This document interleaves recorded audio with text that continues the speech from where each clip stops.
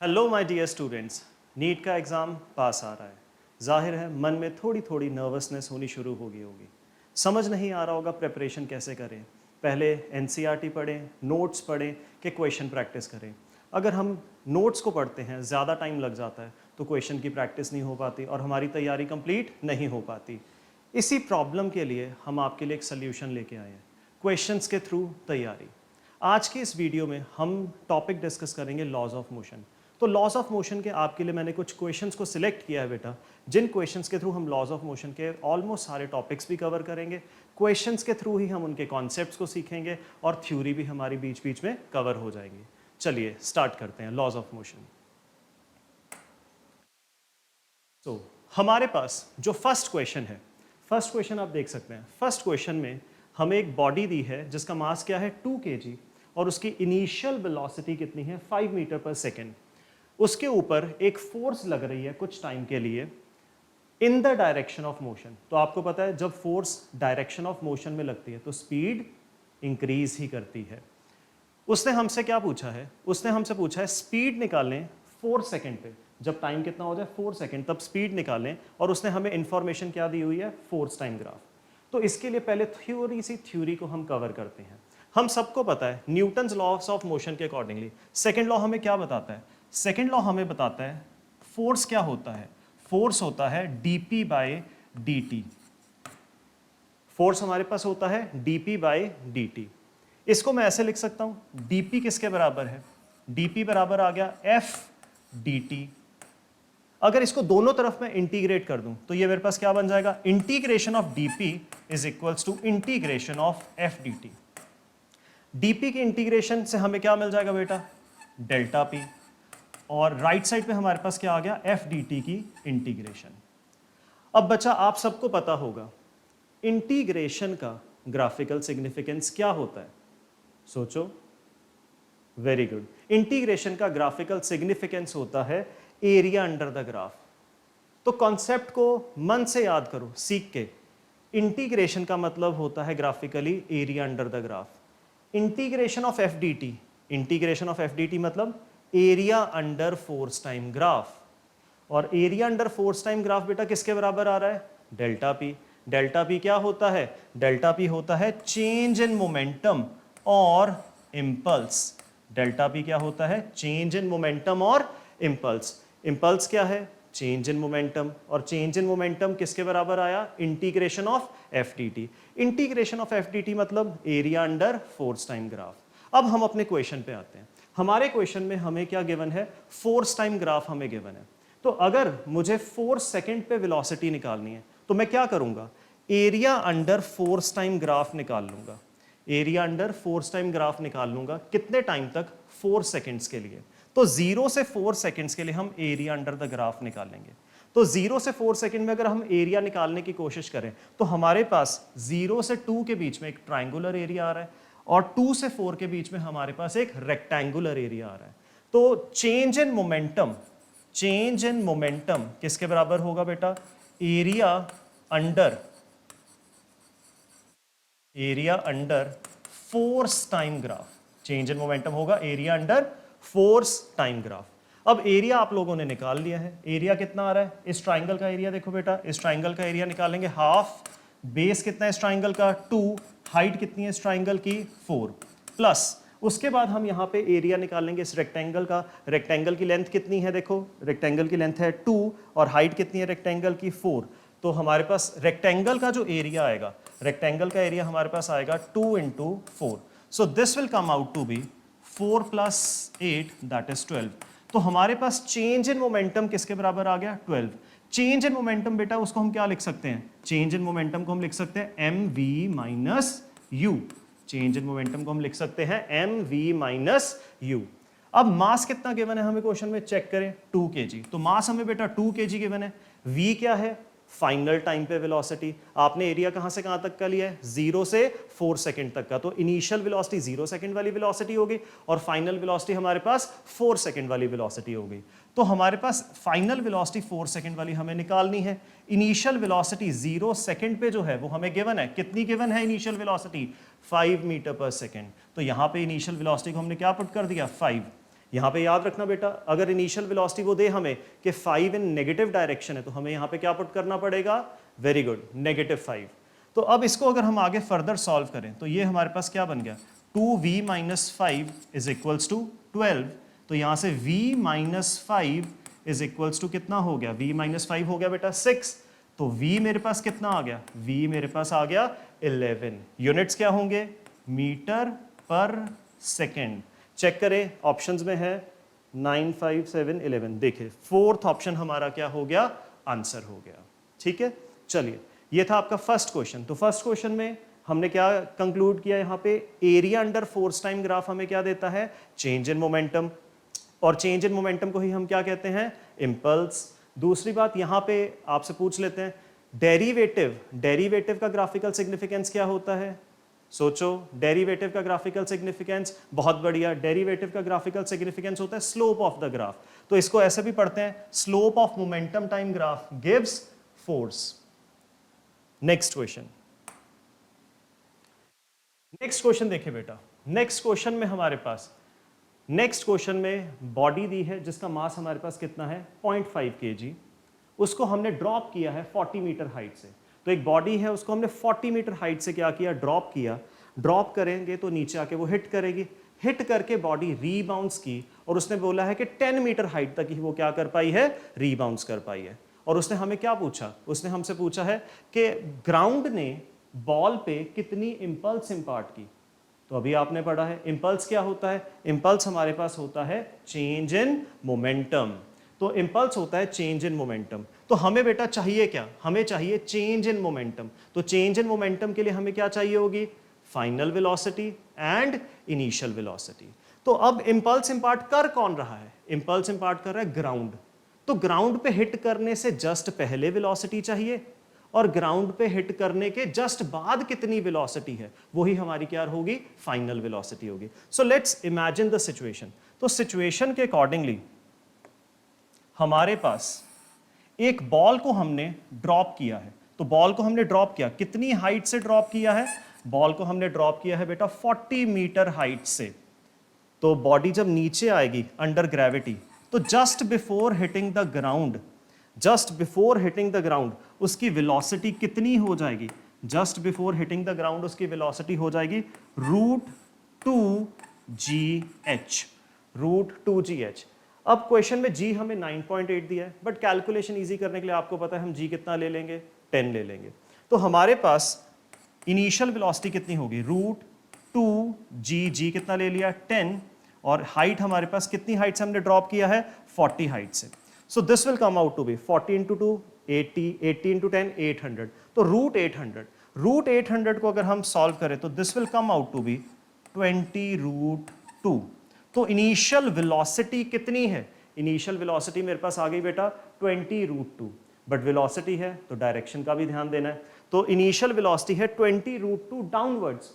So let's assume कि downward direction क्या है, नेगेटिव। तो इनिशियल वेलोसिटी को मैं क्या बोलूंगा, -20√2, क्योंकि ये डाउनवर्ड डायरेक्शन में है। इसके बाद बॉडी ने यहां पे हिट किया, हिट करने के बाद बॉल क्या की, रीबाउंस की।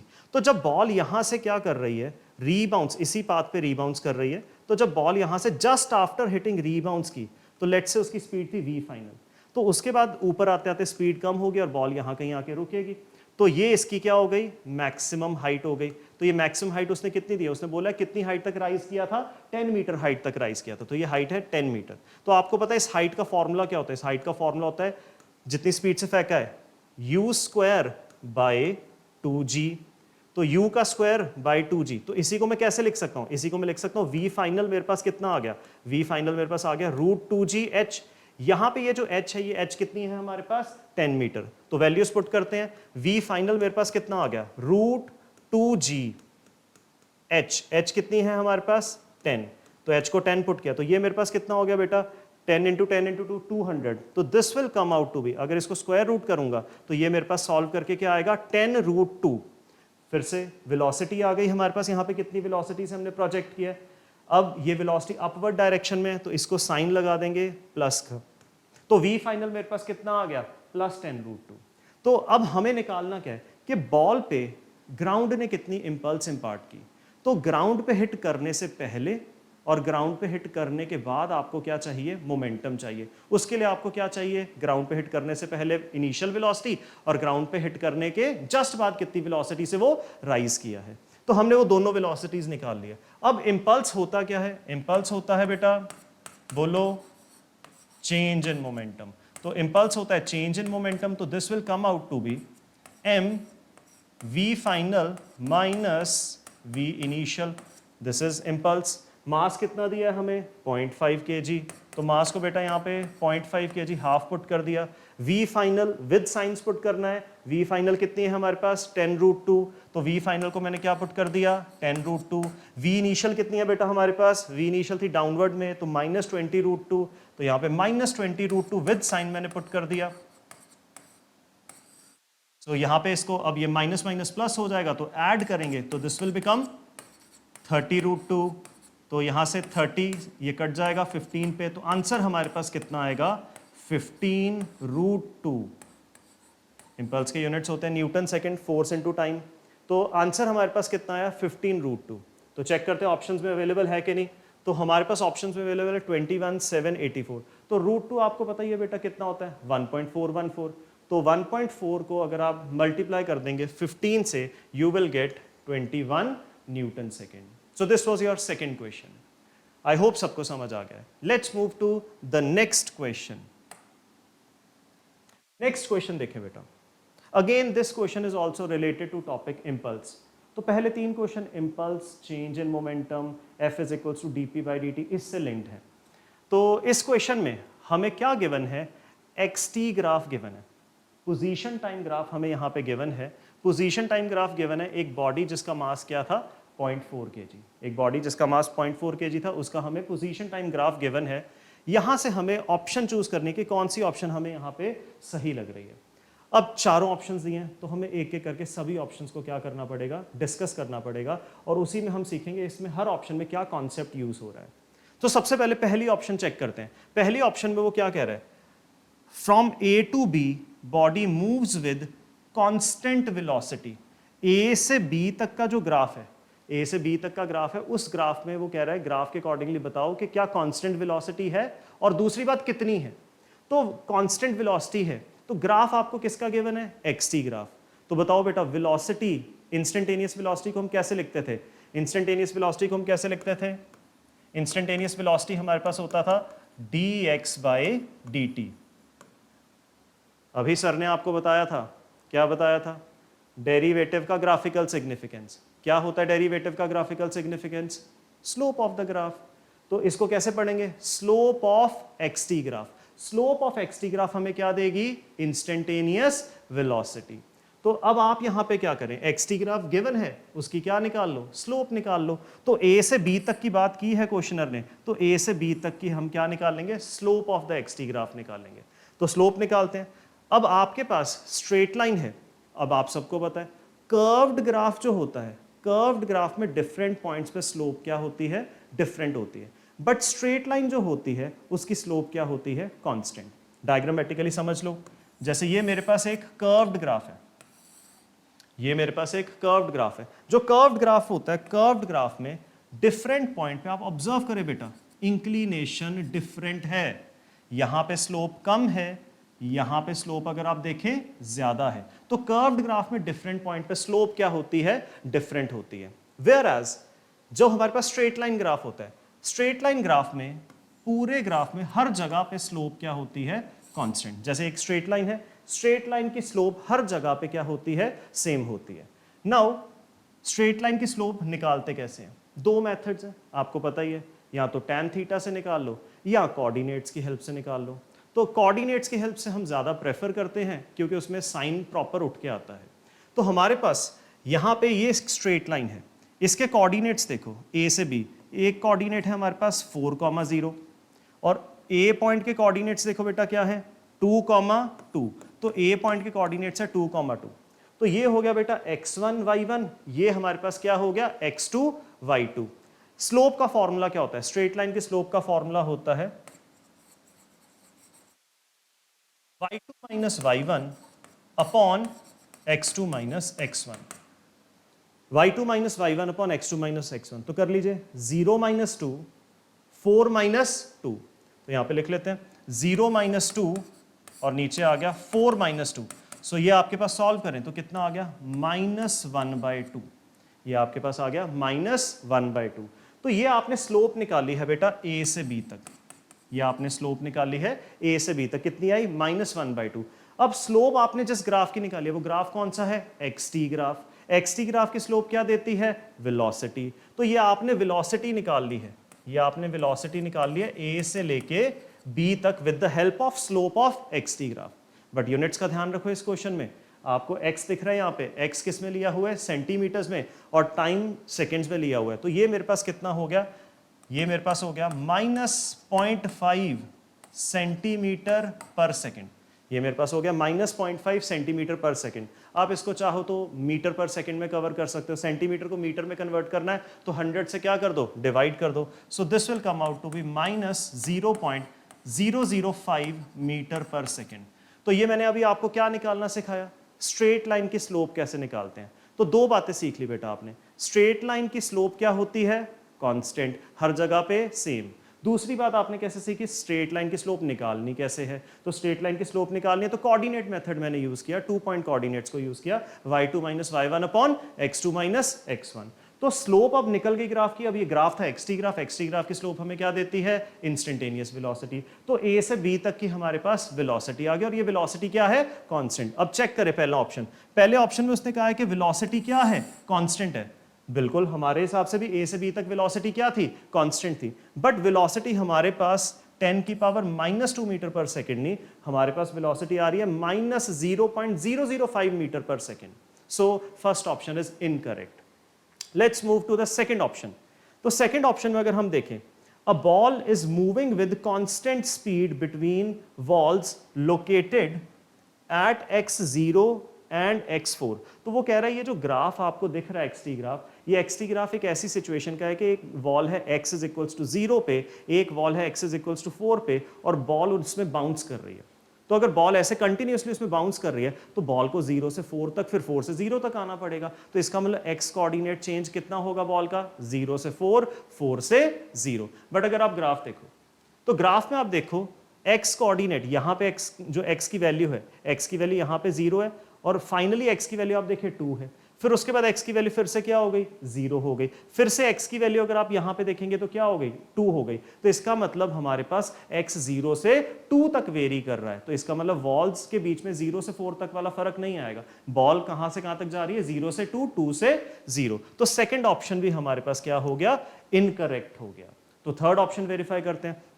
थर्ड ऑप्शन में उसने हमें क्या कहा है, ball receives impulse after every 2 seconds. Impulse कब मिलता है, किसी बॉडी पे जब फोर्स लगती है तो उसका मोमेंटम चेंज होता है। यही तो न्यूटन का सेकंड लॉ कह रहा है, force is equals to rate of change of momentum. तो अगर फोर्स लगेगी तो मोमेंटम क्या होगा, चेंज होगा। तो मोमेंटम के चेंज को ही हम क्या कह रहे हैं, इंपल्स कह रहे हैं। सर ने बताया था अभी आपको। तो ball receives impulse after every 2 seconds. तो चेक करें क्या बॉल का मोमेंटम चेंज हो रहा है आफ्टर एवरी 2 सेकेंड्स। तो 0 से 2 सेकंड हो गए, 2 सेकंड के बाद क्या मोमेंटम चेंज हो रहा है, क्या वेलोसिटी चेंज हो रही है। अगर वेलोसिटी चेंज हो रही है तभी तो मोमेंटम चेंज होगा। फिर उसके बाद 4 सेकंड पे देखो क्या चेंज हो रहा है, मोमेंटम एंड वेलोसिटी। तो इसी को चेक करते हैं। तो नेक्स्ट पेज पे देखते हैं, जस्ट बिफोर 2 सेकंड देखो, जस्ट बिफोर 2 सेकंड ये रही लाइन हमारे पास, जस्ट बिफोर 2 सेकंड ये लाइन है हमारे पास। इस लाइन की पहले स्लोप निकालेंगे तो हमें फिर से क्या मिलेगी, इस लाइन की स्लोप से वेलोसिटी मिलेगी। तो स्लोप निकालें, फिर से कोऑर्डिनेट मेथड को प्रैक्टिस करते हैं। तो इस पॉइंट के कोऑर्डिनेट्स क्या हैं हमारे पास, 0, 0। इस पॉइंट के कोऑर्डिनेट्स क्या थे, 2, 2। तो बिफोर 2 सेकेंड्स, बिफोर 2 सेकेंड, या कह लो जस्ट बिफोर 2 सेकेंड। तो जस्ट बिफोर 2 सेकेंड ये ग्राफ है हमारे पास। इस ग्राफ की स्लोप निकालेंगे तभी हमें जस्ट बिफोर 2 सेकेंड क्या मिलेगी, वेलोसिटी मिलेगी। तो इस ग्राफ की स्लोप निकालनी है। तो जस्ट बिफोर 2 सेकेंड, तो just before 2 second, just before 2 second, तो स्लोप निकालते हैं y2 minus y1 upon x2 minus x1। तो y2 माइनस y1 अपॉन क्या कर दिया, x2 माइनस x1। तो y2 minus y1 upon x2 minus x1। तो आपके पास वेलोसिटी कितनी आ गई बेटा, वेलोसिटी आ गई +1 मीटर पर सेकेंड।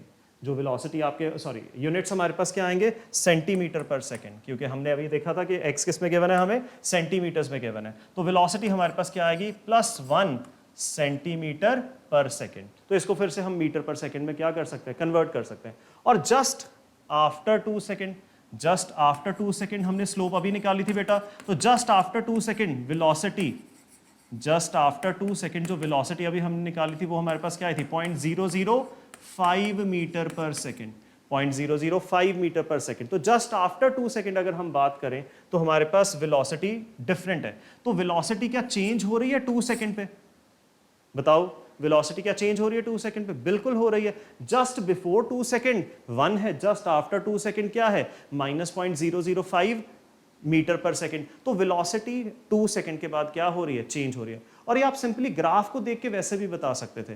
2 सेकंड से पहले ग्राफ की स्लोप पॉजिटिव है, एक्यूट लाइन वाली एंगल्स की स्लोप पॉजिटिव होती है, ऑब्ट्यूज लाइन वाली एंगल्स की स्लोप क्या होती है, नेगेटिव होती है। तो इसकी स्लोप डिफरेंट है बिफोर 2 सेकंड, और आफ्टर 2 सेकंड स्लोप क्या है, डिफरेंट है। तो ऑब्वियसली वेलोसिटी चेंज हो रही है, तो वेलोसिटी डायरेक्शन भी चेंज होगी, तो वेलोसिटी क्या हो गई, चेंज हो गई। तो वेलोसिटी 2 सेकंड पे चेंज हो रही है। उसके बाद आप ऑब्जर्व करें वेलोसिटी 4 सेकंड पे भी क्या हो रही है, चेंज हो रही है। यहां पे स्लोप नेगेटिव है, आफ्टर 4 सेकंड स्लोप क्या है, पॉजिटिव है। तो इसका मतलब फिर से वेलोसिटी क्या हुई है, चेंज हुई है। तो अगर हमारे पास इसमें हम कंक्लूड कर लें तो आफ्टर एवरी 2 सेकंड वेलोसिटी क्या हो रही है अपने पास, चेंज हो रही है। तो ऑप्शंस में वापस चलते हैं। थर्ड ऑप्शन, इंपल्स मिल रही है आफ्टर एवरी 2 सेकंड, बिल्कुल मोमेंटम चेंज हो रहा है आफ्टर एवरी 2 सेकंड। तो थर्ड ऑप्शन हमारा क्या हो गया, आंसर हो गया। और अगर हमें इस चेंज इन मोमेंटम की मैग्नीट्यूड निकालनी है तो वो भी, अब आंसर तो आ गया थर्ड ऑप्शन, बट अगर आपको वो पूछ ले चेंज इन मोमेंटम का क्या बता दो, मैग्नीट्यूड बता दो, तो वो हमने पिछले क्वेश्चन में ही किया था। चेंज इन मोमेंटम का मैग्नीट्यूड मतलब इंपल्स, तो वो क्या होगा, M V final minus V initial. तो मास आपको गिवन है बेटा, फाइनल वेलोसिटी आपने जस्ट आफ्टर 2 सेकंड निकाल ली, वो यहां पुट कर दो। इनिशियल वेलोसिटी बिफोर 2 सेकंड आपने निकाल दी, यहां पुट कर दो, सॉल्व कर लो, यू विल गेट कि 2 सेकंड पे इंपल्स कितनी मिल रही है। और सेम क्वेश्चन एक बार जेई में भी आ चुका है और एनसीईआरटी में भी ऐसा ही मिलता जुलता क्वेश्चन आपको देखने के लिए जरूर मिलेगा। चलिए नेक्स्ट क्वेश्चन पे चलते हैं। चलिए नेक्स्ट क्वेश्चन हमारा नीट 2019 का क्वेश्चन है। इस क्वेश्चन में दो कॉन्सेप्ट्स हम सीखेंगे। पहला कॉन्सेप्ट यहाँ पे vector laws of addition use हो रहा, और दूसरा कॉन्सेप्ट इस क्वेश्चन में हमारे पास न्यूटन्स का सेकंड लॉ यूज होगा।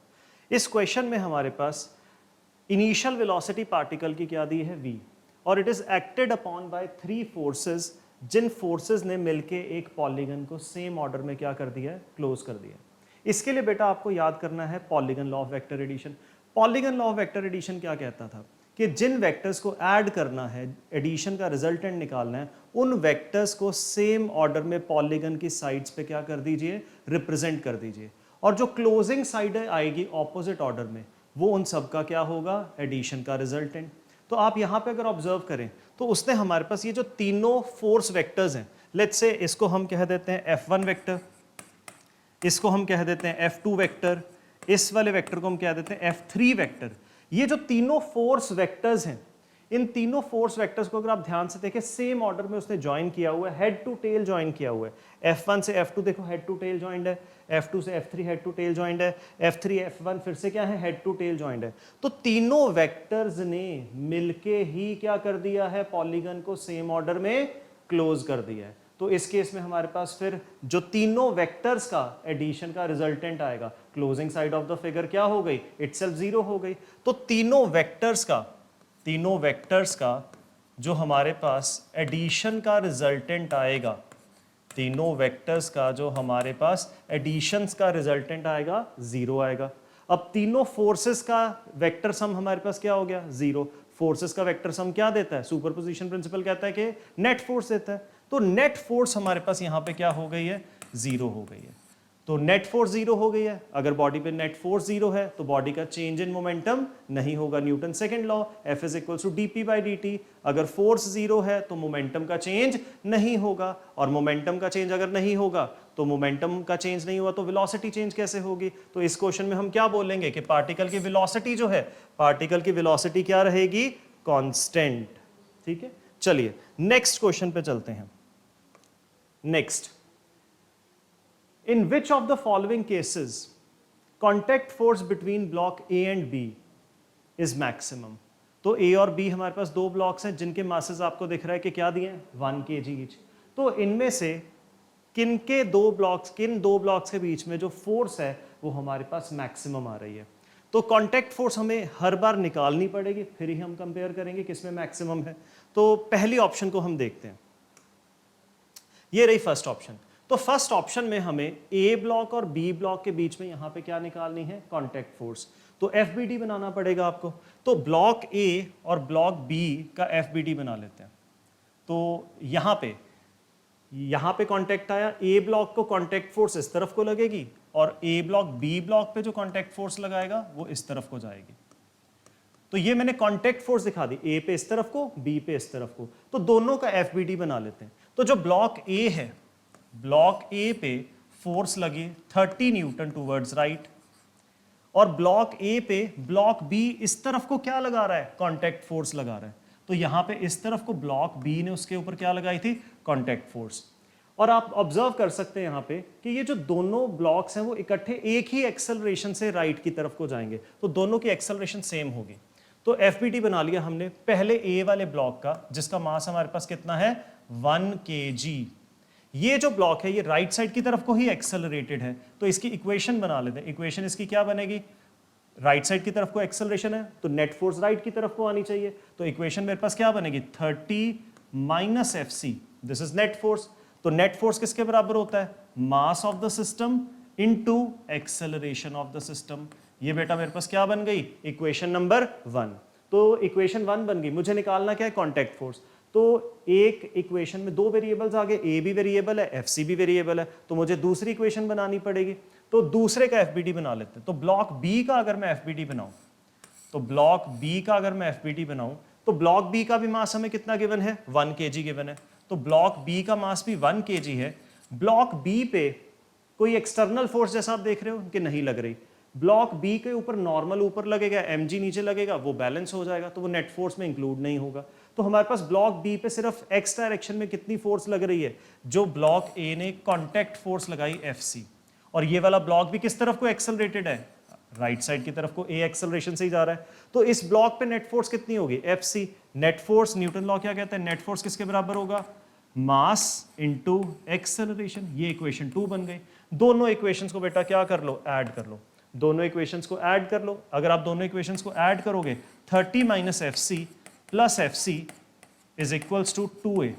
तो A से A कट गया। एक्सेलरेशन कितनी आ गई बेटा, 15। एक्सेलरेशन हमारे पास आ गई 15 मीटर पर सेकेंड स्क्वायर। अब एक्सेलरेशन आ गई, बट मुझे क्या चाहिए, FC की वैल्यू चाहिए, कांटेक्ट फोर्स निकालनी है। तो एक्सेलरेशन को इक्वेशन 2 में पुट कर देंगे। तो एक्सेलरेशन को इक्वेशन 2 में पुट करेंगे तो कांटेक्ट फोर्स बेटा मेरे पास कितनी आ गई, 1 × 15 दैट इज 15 न्यूटन।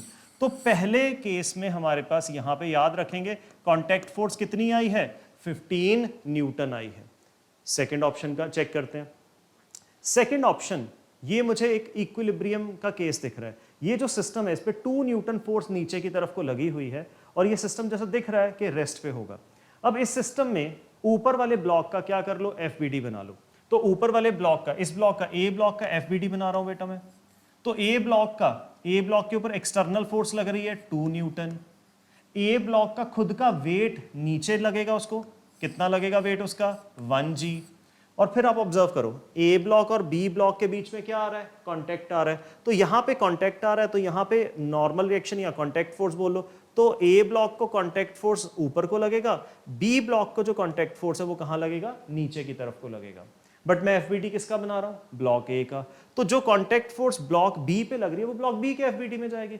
जो ब्लॉक ए पे लग रही है कांटेक्ट फोर्स, वही मैं सिर्फ ब्लॉक ए के एफबीडी में शो करूंगा। तो ब्लॉक ए पे ऊपर की तरफ को क्या लगा था, कांटेक्ट फोर्स एन ऊपर की तरफ को लगेगा था। अब ये पूरा सिस्टम रेस्ट पे है, ब्लॉक ए भी किस पे दिख रहा है मुझे, रेस्ट पे दिख रहा है। तो ये रेस्ट पे है, तो अब फोर्सेस को जस्ट बेटा क्या कर देंगे, बैलेंस कर देंगे। तो upward forces will balance downward force. तो normal is equals to, normal ऊपर की तरफ को लगा और नीचे को हमारे पास क्या लगा, 2 न्यूटन प्लस 1g। जी कितना ले लो, 10 ले लो। तो हमारे पास ये कितना आ गया, नॉर्मल आ गया अपने पास 12 न्यूटन।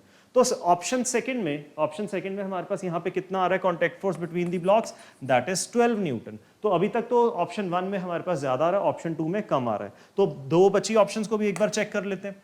तो थर्ड ऑप्शन को भी एक बार चेक कर लेते हैं। थर्ड ऑप्शन में हमारे पास ये जो कार्ट है या लिफ्ट है, ये ऊपर की तरफ को एक्सेलरेटेड आपको दिख रहा है। तो दोनों ब्लॉक्स भी आपको उतनी ही एक्सेलरेशन से क्या दिख रहे हैं, ऊपर जाते हुए दिख रहे हैं। तो ब्लॉक ए का एफबीडी बना लेते हैं।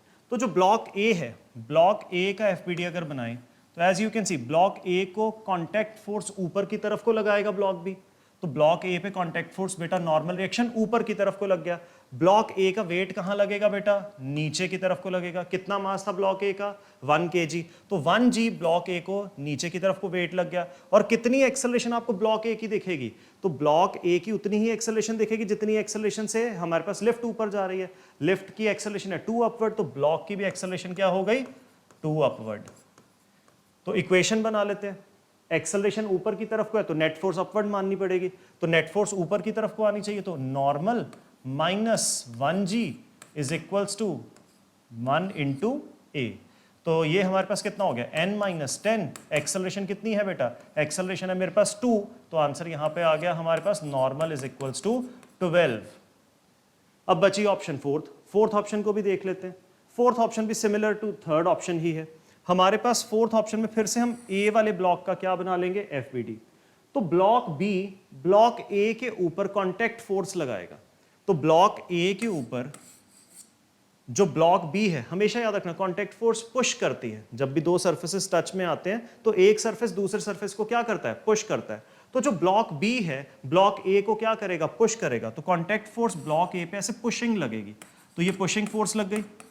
और ब्लॉक ए की एक्सेलरेशन कितनी है, जितनी इस कार्ट की एक्सेलरेशन आपको दिखेगी उतनी ही ब्लॉक की एक्सेलरेशन दिखेगी। तो वो कितनी हो गई, 10। तो इस ब्लॉक की एक्सेलरेशन है 10। कोई और फोर्स लग रही है, आप कहोगे सर नॉर्मल लग रहा है, mg लग रहा है। नॉर्मल और mg तो बैलेंस कर जाएंगे y डायरेक्शन में। x डायरेक्शन में कोई और फोर्स लग रही है, आंसर इज नो। तो हमारे पास x डायरेक्शन में नेट फोर्स कितनी हो गई, fc हो गई। तो नेट फोर्स fc ही है। नेट फोर्स किसके बराबर है, न्यूटन्स लॉ के अकॉर्डिंगली नेट फोर्स बराबर है मास इनटू एक्सेलरेशन। मास कितना है 1, एक्सेलरेशन कितनी है 10। तो नेट फोर्स हमारे पास कांटेक्ट फोर्स कितनी आ गई, 10 न्यूटन।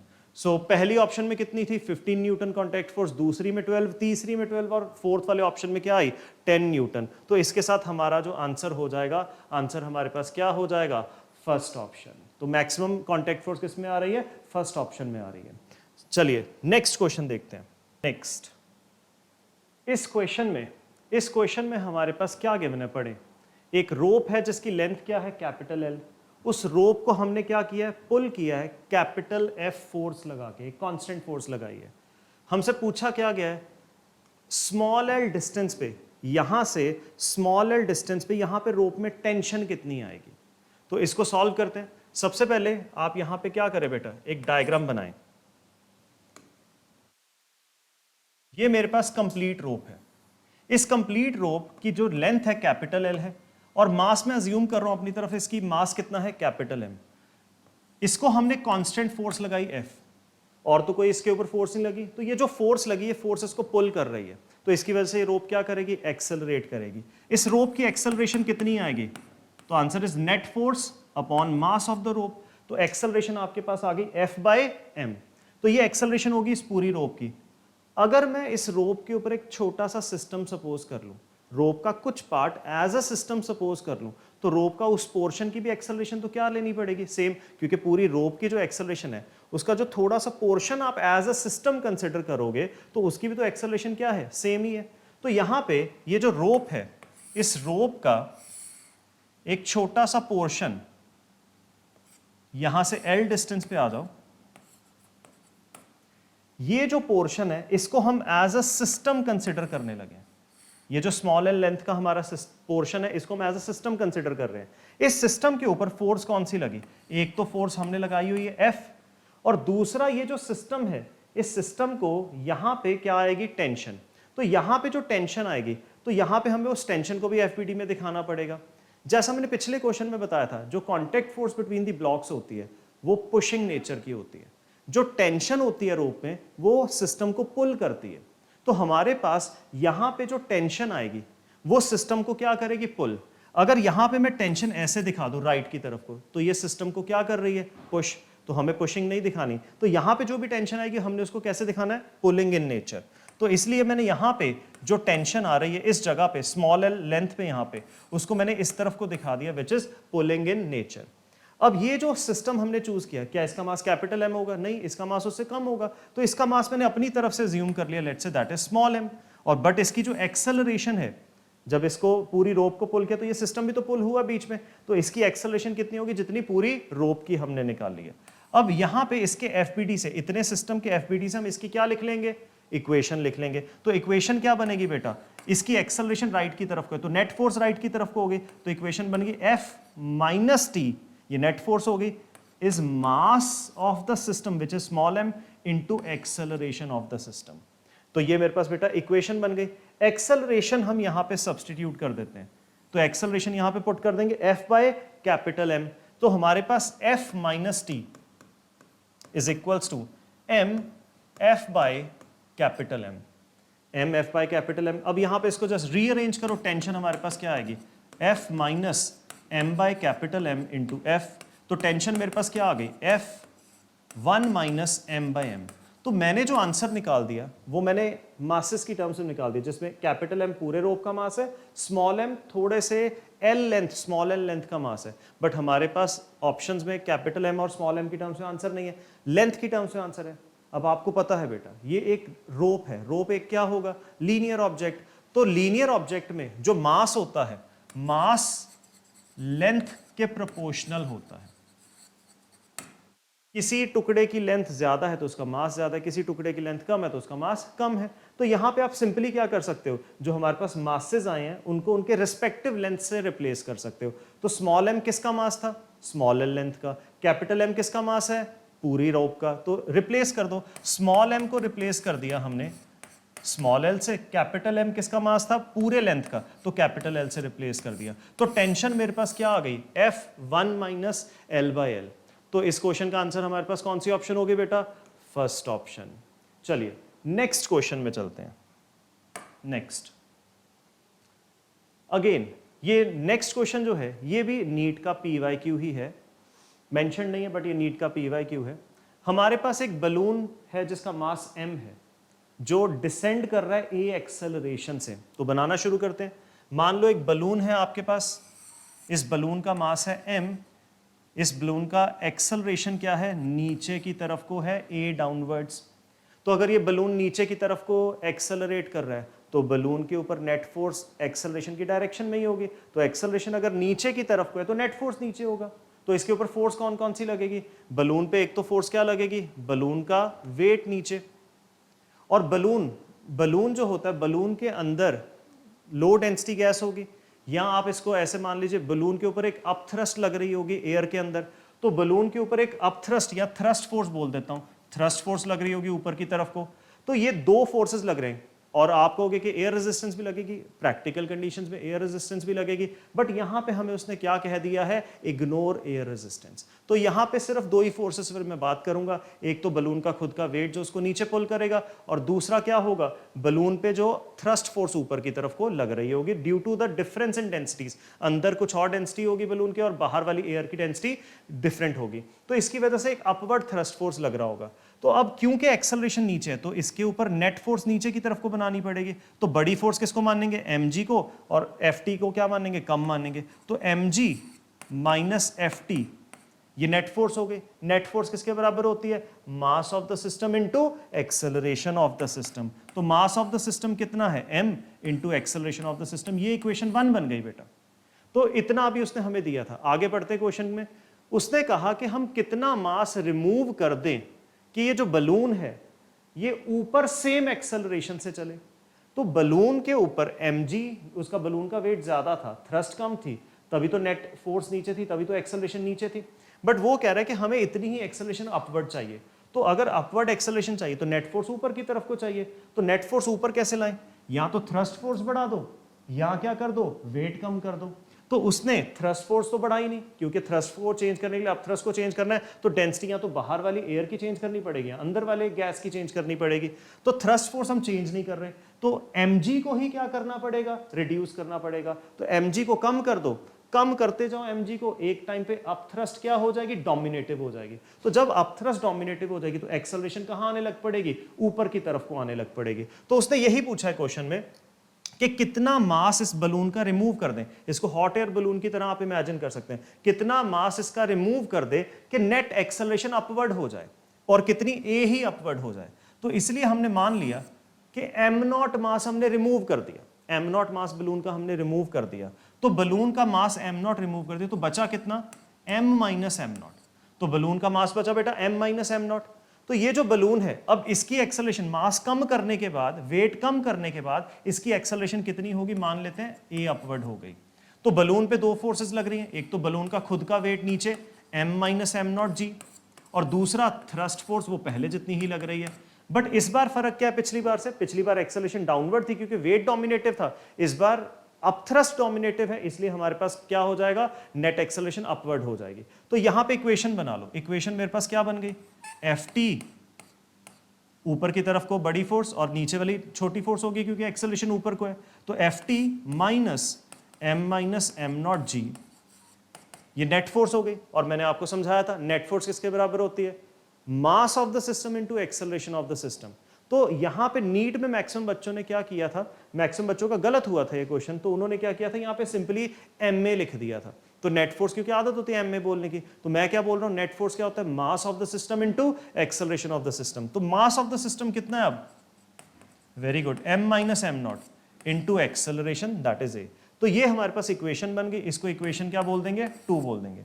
अब हमें निकालना क्या है, एम नॉट, एम नॉट निकालना है, जस्ट आप क्या करो, दोनों इक्वेशंस को ऐड कर लो। तो एडिंग इक्वेशन 1 एंड 2, तो दोनों इक्वेशंस को ऐड करो, एलएचएस में एलएचएस ऐड कर दो, M G minus F T plus F T minus M minus M not G, ये एलएचएस हो गया बेटा, एलएचएस में एलएचएस और एफ टी आप देख रहे हो कट गया, आरएचएस में आरएचएस ऐड कर दो, ये क्या हो जाएगा, एम ए, और यहां पे प्लस कर दो M minus M not A. इसको जरा ब्रैकेट ओपन कर लेते हैं, एम जी यहां से हट चुका है, ये आ गया आपके पास माइनस एम जी, और ये आपके पास क्या हो गया, प्लस एम नॉट जी। और बेटा यहां पे एम जी कट गया, और उस तरफ देख लो M A plus M A minus M not A. हमें निकालना क्या है, एम नॉट। तो एम नॉट वाली टर्म्स एक तरफ ले आओ, तो ये टर्म को मैं इस तरफ ले आऊंगा, तो ये टर्म मेरे को इस तरफ ले आऊंगा, तो क्या बन जाएगा, तो मेरे पास ये बन जाएगा बेटा M not G plus M not ए।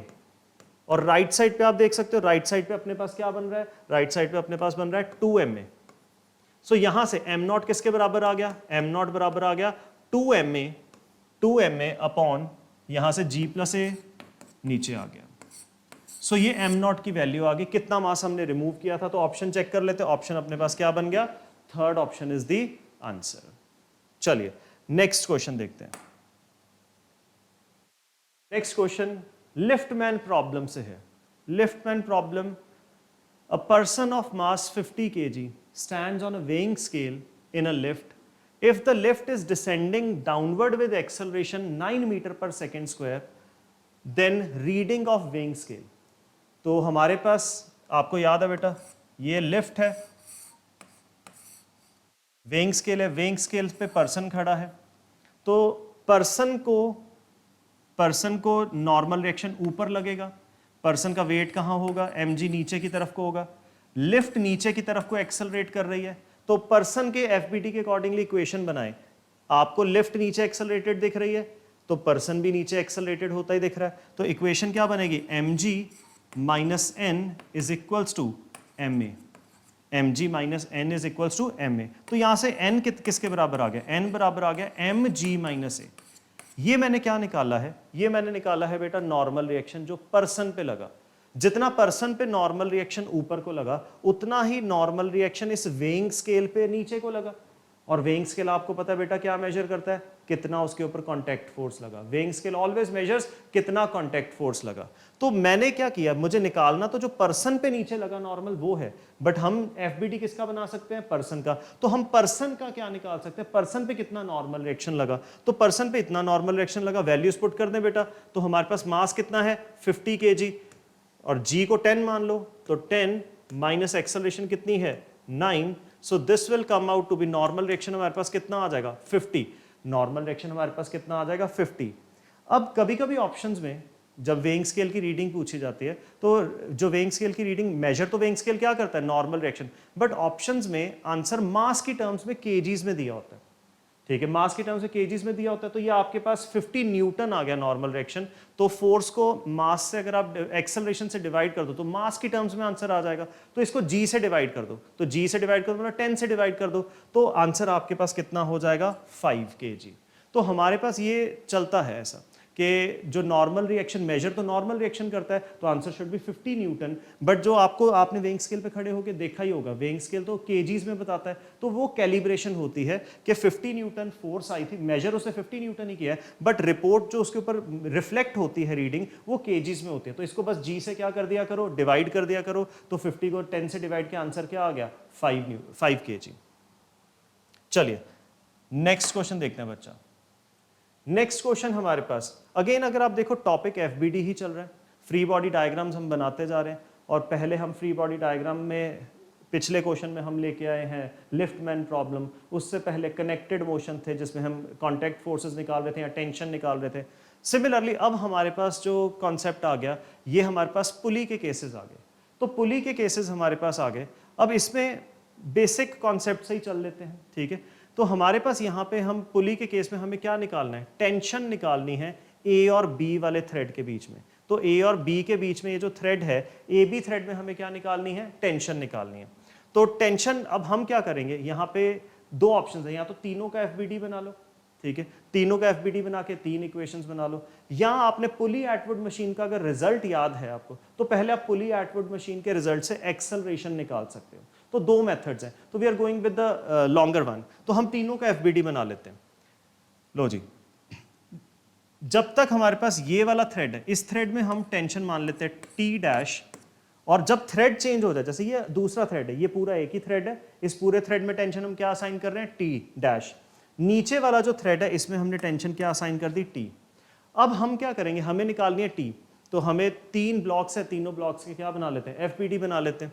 तो यहाँ पे सबसे पहले अगर आप ऑब्जर्व करें, इस तरफ 4 kg मास है, इस तरफ कितना मास है 5 kg, तो 5 kg डोमिनेटिव है, तो सिस्टम ये वाला ब्लॉक नीचे को एक्सेलरेट करेगा और ये दोनों क्या करेंगे, ऊपर एक्सेलरेट करेंगे। और कनेक्टेड मोशन ऐसा है, जितनी एक्सेलरेशन इसकी नीचे उतनी ही उसकी भी ऊपर की तरफ को होगी, क्योंकि हमारे पास जो थ्रेड है इनएक्सटेंसिबल है, तो हमारे पास ये वाला नीचे एक्सेलरेट करेगा, ये वाला ऊपर एक्सेलरेट करेगा, सिमिलरली ये वाला भी क्या करेगा, ऊपर एक्सेलरेट करेगा। एफबीडी बना लेते हैं। अगर इसका एफबीडी देखो 5 kg वाले का, तो जो 5 kg ब्लॉक है, 5 kg ब्लॉक के साथ यहाँ पे उसका वेट नीचे को लगेगा विच विल बी 5g, और 5 kg ब्लॉक के साथ यहाँ पे थ्रेड अटैच है जिसके अंदर टेंशन टी डैश है। अभी मैंने आपको बताया था पिछले क्वेश्चन में टेंशन किस तरह से लगाते हैं, पुलिंग इन नेचर, तो वो ऊपर की तरफ को पुल करेगी, तो यहाँ पे ऊपर की तरफ को मैंने दिखा दिया टी डैश, और ये किधर एक्सेलरेट कर रहा है, नीचे की तरफ को, क्योंकि डोमिनेटिव मास था। तो इसकी इक्वेशन बन गई आपके पास, नीचे की तरफ को एक्सेलरेशन है तो ये बड़ी फोर्स और ये क्या होगी, छोटी फोर्स, तो नेट फोर्स क्या होगी 5g minus T dash is equals to mass of the system 5 into acceleration of the system. ये पहले ब्लॉक से, पहले एफबीडी से पहली इक्वेशन बन गई। ऐसे ही सिमिलरली दूसरा ब्लॉक देखें और तीसरा ब्लॉक देखें। मैं जानबूझ के थोड़ा लंबे मेथड से इस क्वेश्चन को कर रहा हूँ, उससे मैं सारे डिफरेंट थ्रेड्स में टेंशन भी निकाल लूंगा, तो सिर्फ एक टेंशन ही हमें दूसरी भी मिल जाएगी। और एफबीडी में ना जनरली इसका जब एफबीडी बनाते हैं बच्चे तो वो एक छोटा सा पॉइंट मिस करते हैं, देखो क्या मिस करते हैं वो, तो जो 3 kg वाला ब्लॉक है, 3 kg वाला ब्लॉक है, तो ये हमारे पास 3 kg वाला ब्लॉक है। इस 3 kg वाले ब्लॉक के साथ पहले तो सबसे पहले 3 kg वाला ब्लॉक का वेट नीचे लगेगा विच विल बी 3g। दूसरा, ये 3 kg वाले ब्लॉक के साथ बेटा यहाँ पे टी डैश थ्रेड वाला टेंशन वाला थ्रेड अटैच्ड है और नीचे की तरफ को टी वाला थ्रेड वाला टेंशन अटैच्ड है, तो यहाँ पे ऊपर की तरफ को टी डैश वाला थ्रेड पुल करेगा और नीचे की तरफ को टी टेंशन इसको पुल करेगी। तो बच्चे इसमें भूलते क्या है, जल्दबाजी में बच्चे टेंशंस दिखा देते हैं कि ऊपर की तरफ को टी डैश लगी, नीचे की तरफ को क्या लगी, टी लगी, और इसका वेट दिखाना भूल जाते हैं। तो बेसिकली मैंने यहाँ पे आपको पूरा कंप्लीट कर दिया, टी डैश टेंशन ऊपर लगी, 3g वेट उसका नीचे लगा और टेंशन टी नीचे लगी, बट ये सिस्टम किधर एक्सेलरेट कर रहा है, ऊपर, तो ऊपर की तरफ को एक्सेलरेट कर रहा है ए एक्सेलरेशन से। अब आप क्या करो, इक्वेशन बना लो। एक्सेलरेशन ऊपर की तरफ को है तो नेट फोर्स क्या दिखानी पड़ेगी, अपवर्ड। तो नेट फोर्स मैंने क्या लिख दी बेटा, टी डैश माइनस ये डाउनवर्ड फोर्सेस हैं, डाउनवर्ड फोर्स कितनी है बेटा, T plus 3g। Downward force कितनी है अपने पास, टी प्लस 3g। तो upward force minus downward force net force होगी। नेट फोर्स किसके बराबर होता है, नेट फोर्स बराबर होता है मास इनटू एक्सेलरेशन। सिस्टम का मास कितना है, 3 इंटू एक्सेलरेशन ए। ये बेटा मेरे पास इक्वेशन 2 बन गई। तो दूसरे ब्लॉक से दूसरी इक्वेशन। अब हमारे पास क्या है, तीसरा ब्लॉक। जो थर्ड ब्लॉक है, ये थर्ड ब्लॉक का वेट उसको नीचे पुल करेगा और यहां पे थ्रेड लगा है, थ्रेड के वजह से टेंशन आएगी जो उसको कहां लगेगी, अपवर्ड पुलिंग इन नेचर। तो थर्ड ब्लॉक का एफबीडी अगर हम बनाएं बी वाले ब्लॉक का, तो उसका मास है 1 kg। तो 1g नीचे लगेगा बेटा उसका वेट, और उसके साथ तो एक ही थ्रेड अटैच्ड है, तो वो थ्रेड की वजह से टी टेंशन क्या आएगी, अपवर्ड आएगी। Tension is pulling in nature. और इसकी भी एक्सेलरेशन क्या है, अपवर्ड है। इक्वेशन क्या बन गई, T minus 1g, T minus 1g is equals to 1a। Net force is equals to mass into acceleration. ये बेटा मेरे पास थर्ड इक्वेशन आ गई। अब क्या करो, तीनों इक्वेशंस को ऐड कर दो। ये एक सिंपल टेक्निक याद रखना कि जब हम इक्वेशंस को ऐड करते हैं तो एक्सेलरेशन निकल जाती है। तो इक्वेशंस को ऐड कर लेते हैं। तो इसका LHS 5g minus T dash, दूसरे का LHS T dash minus T plus 3g, तीसरे का LHS क्या है, T minus 1g, T minus 1g। तो ये LHS में LHS ऐड कर दिया, RHS में RHS ऐड कर दो। RHS पहले का क्या है 5a, दूसरे का क्या है 3a, तीसरे का क्या है 1a। तो 5 प्लस 3 8, 8 प्लस 1 9।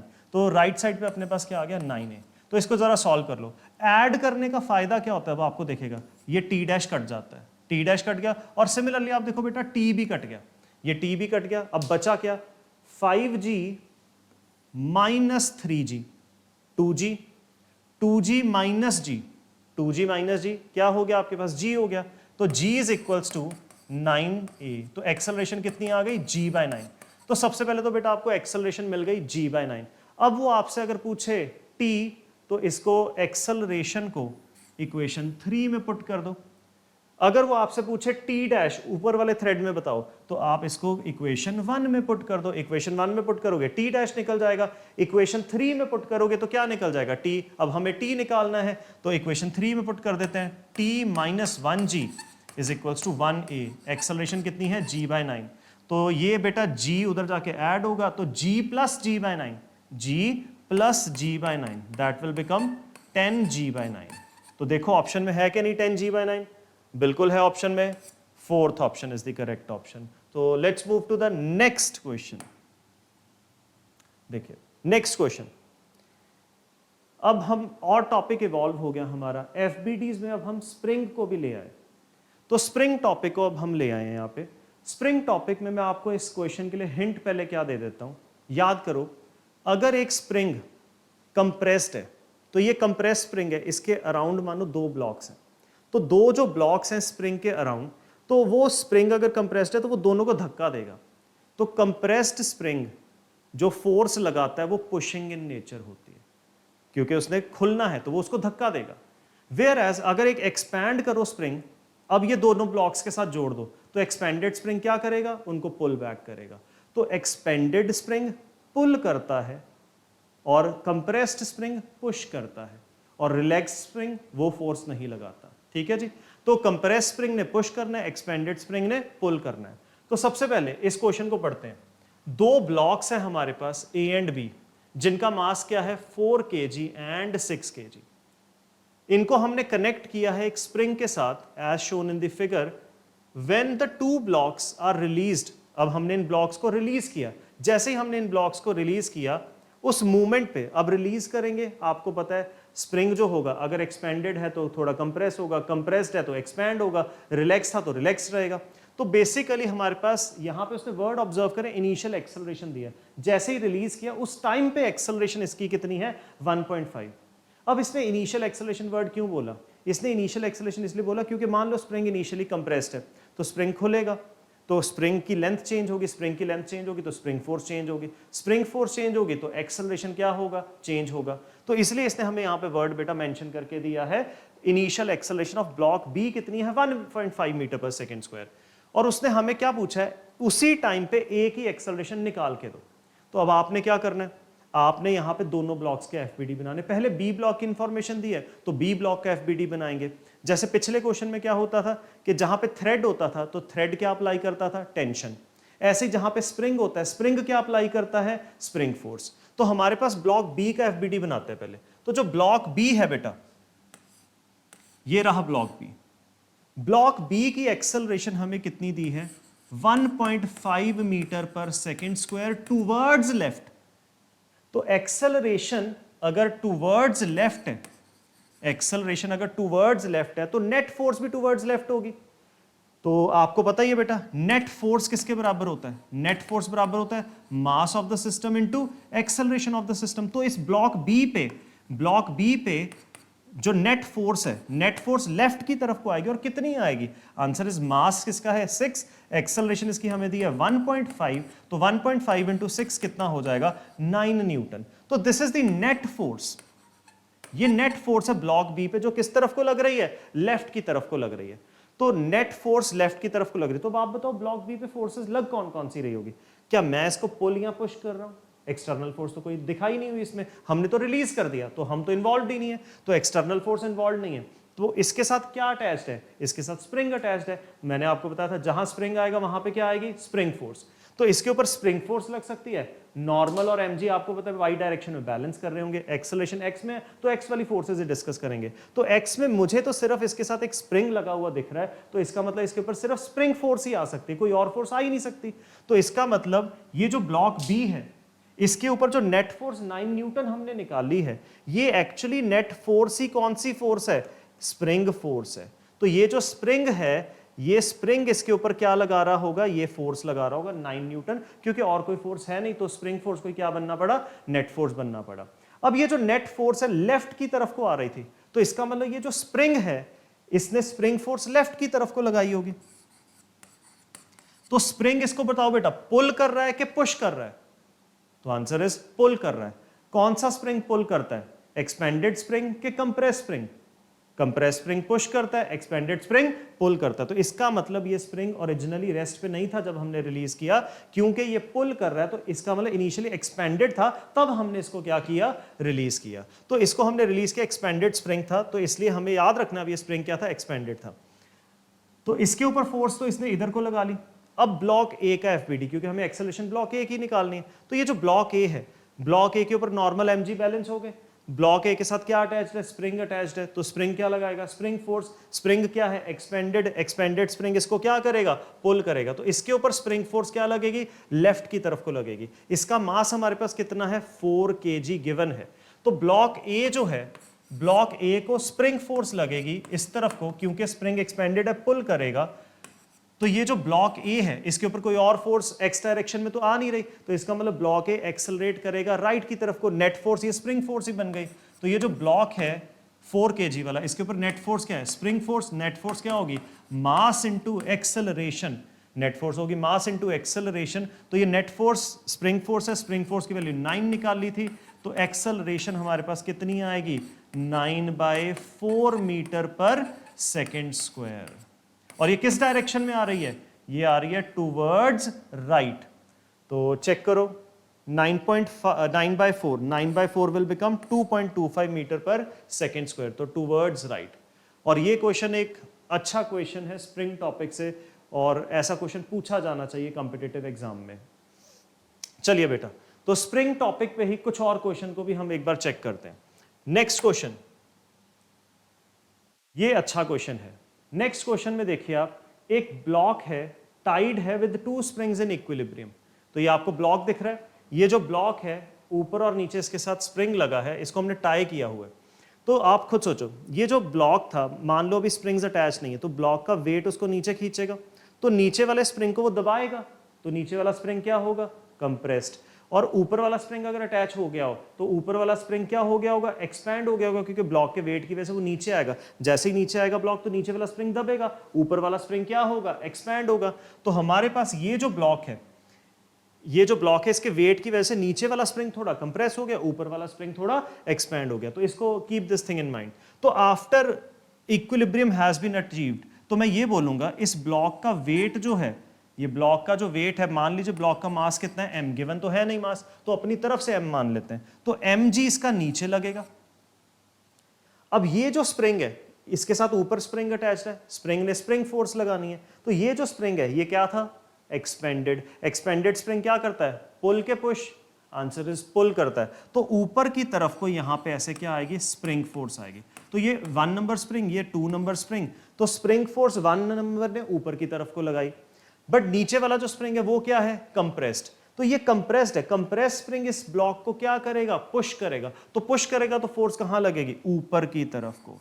तो यहां से नीचे सेकंड स्प्रिंग ने स्प्रिंग फोर्स ऊपर की तरफ को लगाई। अब सिस्टम किस में है, इक्विलिब्रियम में, इस टाइम पे रेस्ट पे है। तो इक्वेशन बना लेते हैं। इक्वेशन क्या बनेगी यहां पे, अपवर्ड फोर्सेस डाउनवर्ड फोर्स को क्या करेंगे, बैलेंस। मतलब दोनों स्प्रिंग फोर्सेस Fs1 Fs2 ये दोनों ने मिलके mg को क्या किया है, बैलेंस किया। एक बैलेंस नहीं कर पाई फोर्स, दोनों ने मिलके mg को क्या किया है, बैलेंस किया। मतलब mg दोनों से इंडिपेंडेंटली भी बड़ा है। तो Fs1 Fs2 मिलके mg को क्या कर रहा है, बैलेंस। तो अभी तक हमने यहाँ पे इक्विलिब्रियम तक का क्वेश्चन पढ़ा है, तो उससे हमें ये इंफॉर्मेशन और ये डेटा मिल गया। आगे पढ़ते हैं क्वेश्चन। जब हमने ऊपर वाला स्प्रिंग काट दिया तो एक्सेलरेशन आ गई 6 मीटर पर सेकेंड नीचे की तरफ को। जब हमने ऊपर वाला स्प्रिंग काट दिया तो एक्सेलरेशन आ गई नीचे की तरफ को। तो स्प्रिंग कट गया तो स्प्रिंग वो अटैच्ड नहीं है, तो वो वाला स्प्रिंग स्प्रिंग फोर्स नहीं लगाएगा। तो हमने ब्लॉक का एफबीडी दोबारा बनाना पड़ेगा। ये जो ब्लॉक है, अब इस ब्लॉक के साथ ऊपर वाला स्प्रिंग अटैच्ड नहीं है, सिर्फ नीचे वाला स्प्रिंग क्या है, अटैच्ड है।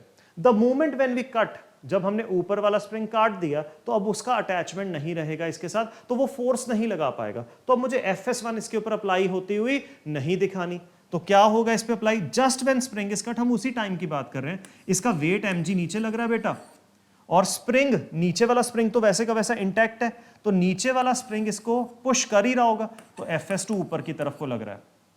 अब आपको पता है, उसने क्वेश्चन में भी बोल दिया वैसे कि 6 metre per second square downward acceleration, but आप खुद भी दिमाग लगाओ, mg को दोनों मिलके बैलेंस कर रहे थे। मतलब mg Fs1 और Fs2 दोनों से बड़ा था, तो Fs2 से बड़ा ही होगा mg। तो mg बड़ा है तो नीचे वाली फोर्स बड़ी है, तो इसका मतलब नेट फोर्स नीचे की तरफ को आएगी। तो एक्सेलरेशन कहां आएगी, नीचे की तरफ को। और कितनी आई, 6 आई, उसने दिया हुआ है।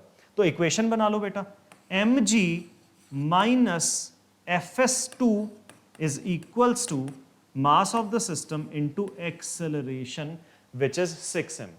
Now mg minus Fs2, आप देखो बेटा ऊपर वाली इक्वेशन से Fs2 को उधर ले जाओ तो mg माइनस Fs2 बन जाएगा, और किसके बराबर आ रहा है वो, Fs1 के।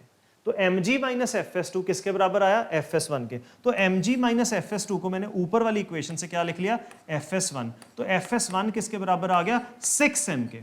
Fs1 किसके बराबर आ गया, 6m के। तो Fs1 6m के बराबर है। Fs1 अगर 6m के बराबर है तो यहां पे आप बेटा Fs1 को 6m पुट कर दो, तो 6m plus Fs2 is equals to mg। g कितना होता है, 10। तो यहां से Fs2 कितना आ गया, Fs2 आपके पास कितना आ रहा है, 4m।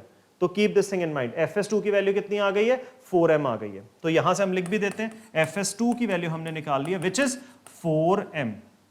अब आगे पढ़ते हैं क्वेश्चन। उस क्वेश्चन में उसने आगे बोला है कि अगर हम ऊपर वाला ना काटें, उसकी जगह हम नीचे वाले स्प्रिंग को काट दे बेटा। तो नीचे वाले स्प्रिंग को अगर हम काटें तो नीचे वाला स्प्रिंग काट दिया, अब ब्लॉक की एक्सेलरेशन कितनी और किस डायरेक्शन में आएगी। तो अब नीचे वाला स्प्रिंग काट लेते हैं, तो एफबीडी दोबारा बनाएंगे। जो स्प्रिंग कट गया वो स्प्रिंग हमारे पास स्प्रिंग फोर्स नहीं लगा पाएगा। तो अब हमारे पास ऊपर वाला स्प्रिंग अटैच्ड है। तो डायग्राम अगर मैं दोबारा बनाऊं तो ये जो ब्लॉक है इसको ऊपर वाला स्प्रिंग अभी भी अटैच्ड है, इसका ब्लॉक का वेट mg क्या लगेगा, नीचे की तरफ को लगेगा। अब ऊपर वाला स्प्रिंग इसको क्या कर रहा था, ऊपर की तरफ को स्प्रिंग फोर्स लगा रहा था। जैसे ही मैंने नीचे वाला काट दिया, अब नीचे वाला स्प्रिंग अटैच नहीं है, तो उसको मेरे को उसकी स्प्रिंग फोर्स दिखाने की जरूरत नहीं है। अब हमारे पास ये किस तरफ एक्सेलरेट करेगा, ऊपर या नीचे, तो डिपेंड करेगा नेट फोर्स कहां है। mg बड़ा है कि fs1 बड़ा है, बहुत बार मैंने बोल दिया mg बड़ा है, तो इसका मतलब ये नीचे की तरफ को क्या करेगा, एक्सेलरेट करेगा। तो ये नीचे की तरफ को एक्सेलरेट करेगा, तो इक्वेशन बना लो। इक्वेशन क्या बनेगी, mg minus fs1 is equals to mass into acceleration. तो mg minus fs1 is mass into acceleration. अब फिर से देखो बेटा ये वाली इक्वेशन से mg माइनस fs1 अगर करूं तो इसको उधर ले जाओ, तो mg माइनस fs1 किसके बराबर आएगा, fs2 के बराबर आएगा। तो mg माइनस fs1 की जगह मैंने यहां पे क्या लिख दिया, fs2। तो fs2 किसके बराबर हो गया, m इंटू ए डैश। अब fs2 की वैल्यू ऑलरेडी हम निकाल चुके हैं, कितनी थी, 4m। fs2 की वैल्यू कितनी थी, 4m। तो fs2 को मैंने यहां पे क्या लिख दिया, 4m। 4m is equals to m into A dash. तो एक्सेलरेशन ए डैश कितनी आई, 4, डायरेक्शन डाउनवर्ड्स। तो ऑल दो ऑप्शंस में डायरेक्शन नहीं है, तो हमारे पास आंसर सीधे ही हम टिक कर देंगे, second option which is 4 metre per second square downward. Next question, चलिए अगेन नेक्स्ट क्वेश्चन भी स्प्रिंग टॉपिक का ही है। ये क्वेश्चन नीट में आया हुआ है, as you can see NEET 2017 में क्वेश्चन पूछा गया था। इस क्वेश्चन में उसने क्या कहा है, एक ब्लॉक है, सॉरी दो ब्लॉक्स हैं ए एंड बी, दो ब्लॉक्स हैं ए एंड बी, ए का मास है 3m, बी का मास है m। इनको हमने कनेक्ट किया हुआ है एक स्प्रिंग के साथ और एक स्ट्रिंग के साथ। तो इस ब्लॉक के साथ एक स्प्रिंग लगा है और इधर दोनों के बीच में क्या लगा है, स्ट्रिंग लगा है। Whole system is suspended by a massless spring as shown in the figure. The magnitude of acceleration of A and B, A की भी एक्सेलरेशन निकालनी है, B की भी एक्सेलरेशन निकालनी है, just after the string is cut. तो जैसे ही मैं इस धागे को काटूंगा उस टाइम पे मेरे को B की एक्सेलरेशन, उस टाइम पे मुझे किसकी एक्सेलरेशन निकालनी है, A की एक्सेलरेशन। जैसे ही मैं स्ट्रिंग को काटूंगा उस टाइम पे मुझे B की एक्सेलरेशन भी निकालनी है और A की एक्सेलरेशन भी निकालनी है। So let's start. काटने से पहले क्या हो रहा है, उसने बोला इक्विलिब्रियम में है सिस्टम पूरा, तो पूरे सिस्टम का एफबीडी बना लेते हैं।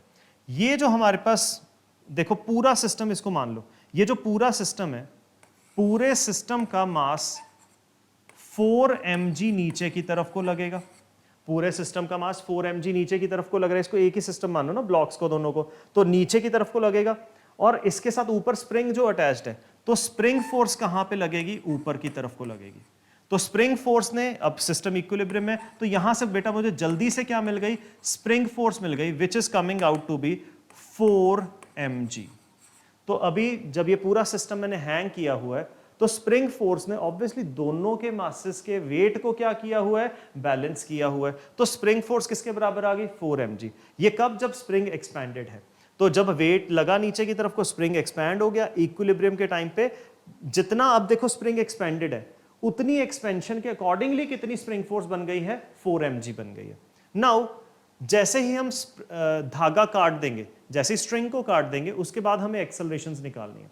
तो एफबीडी बना लेते हैं।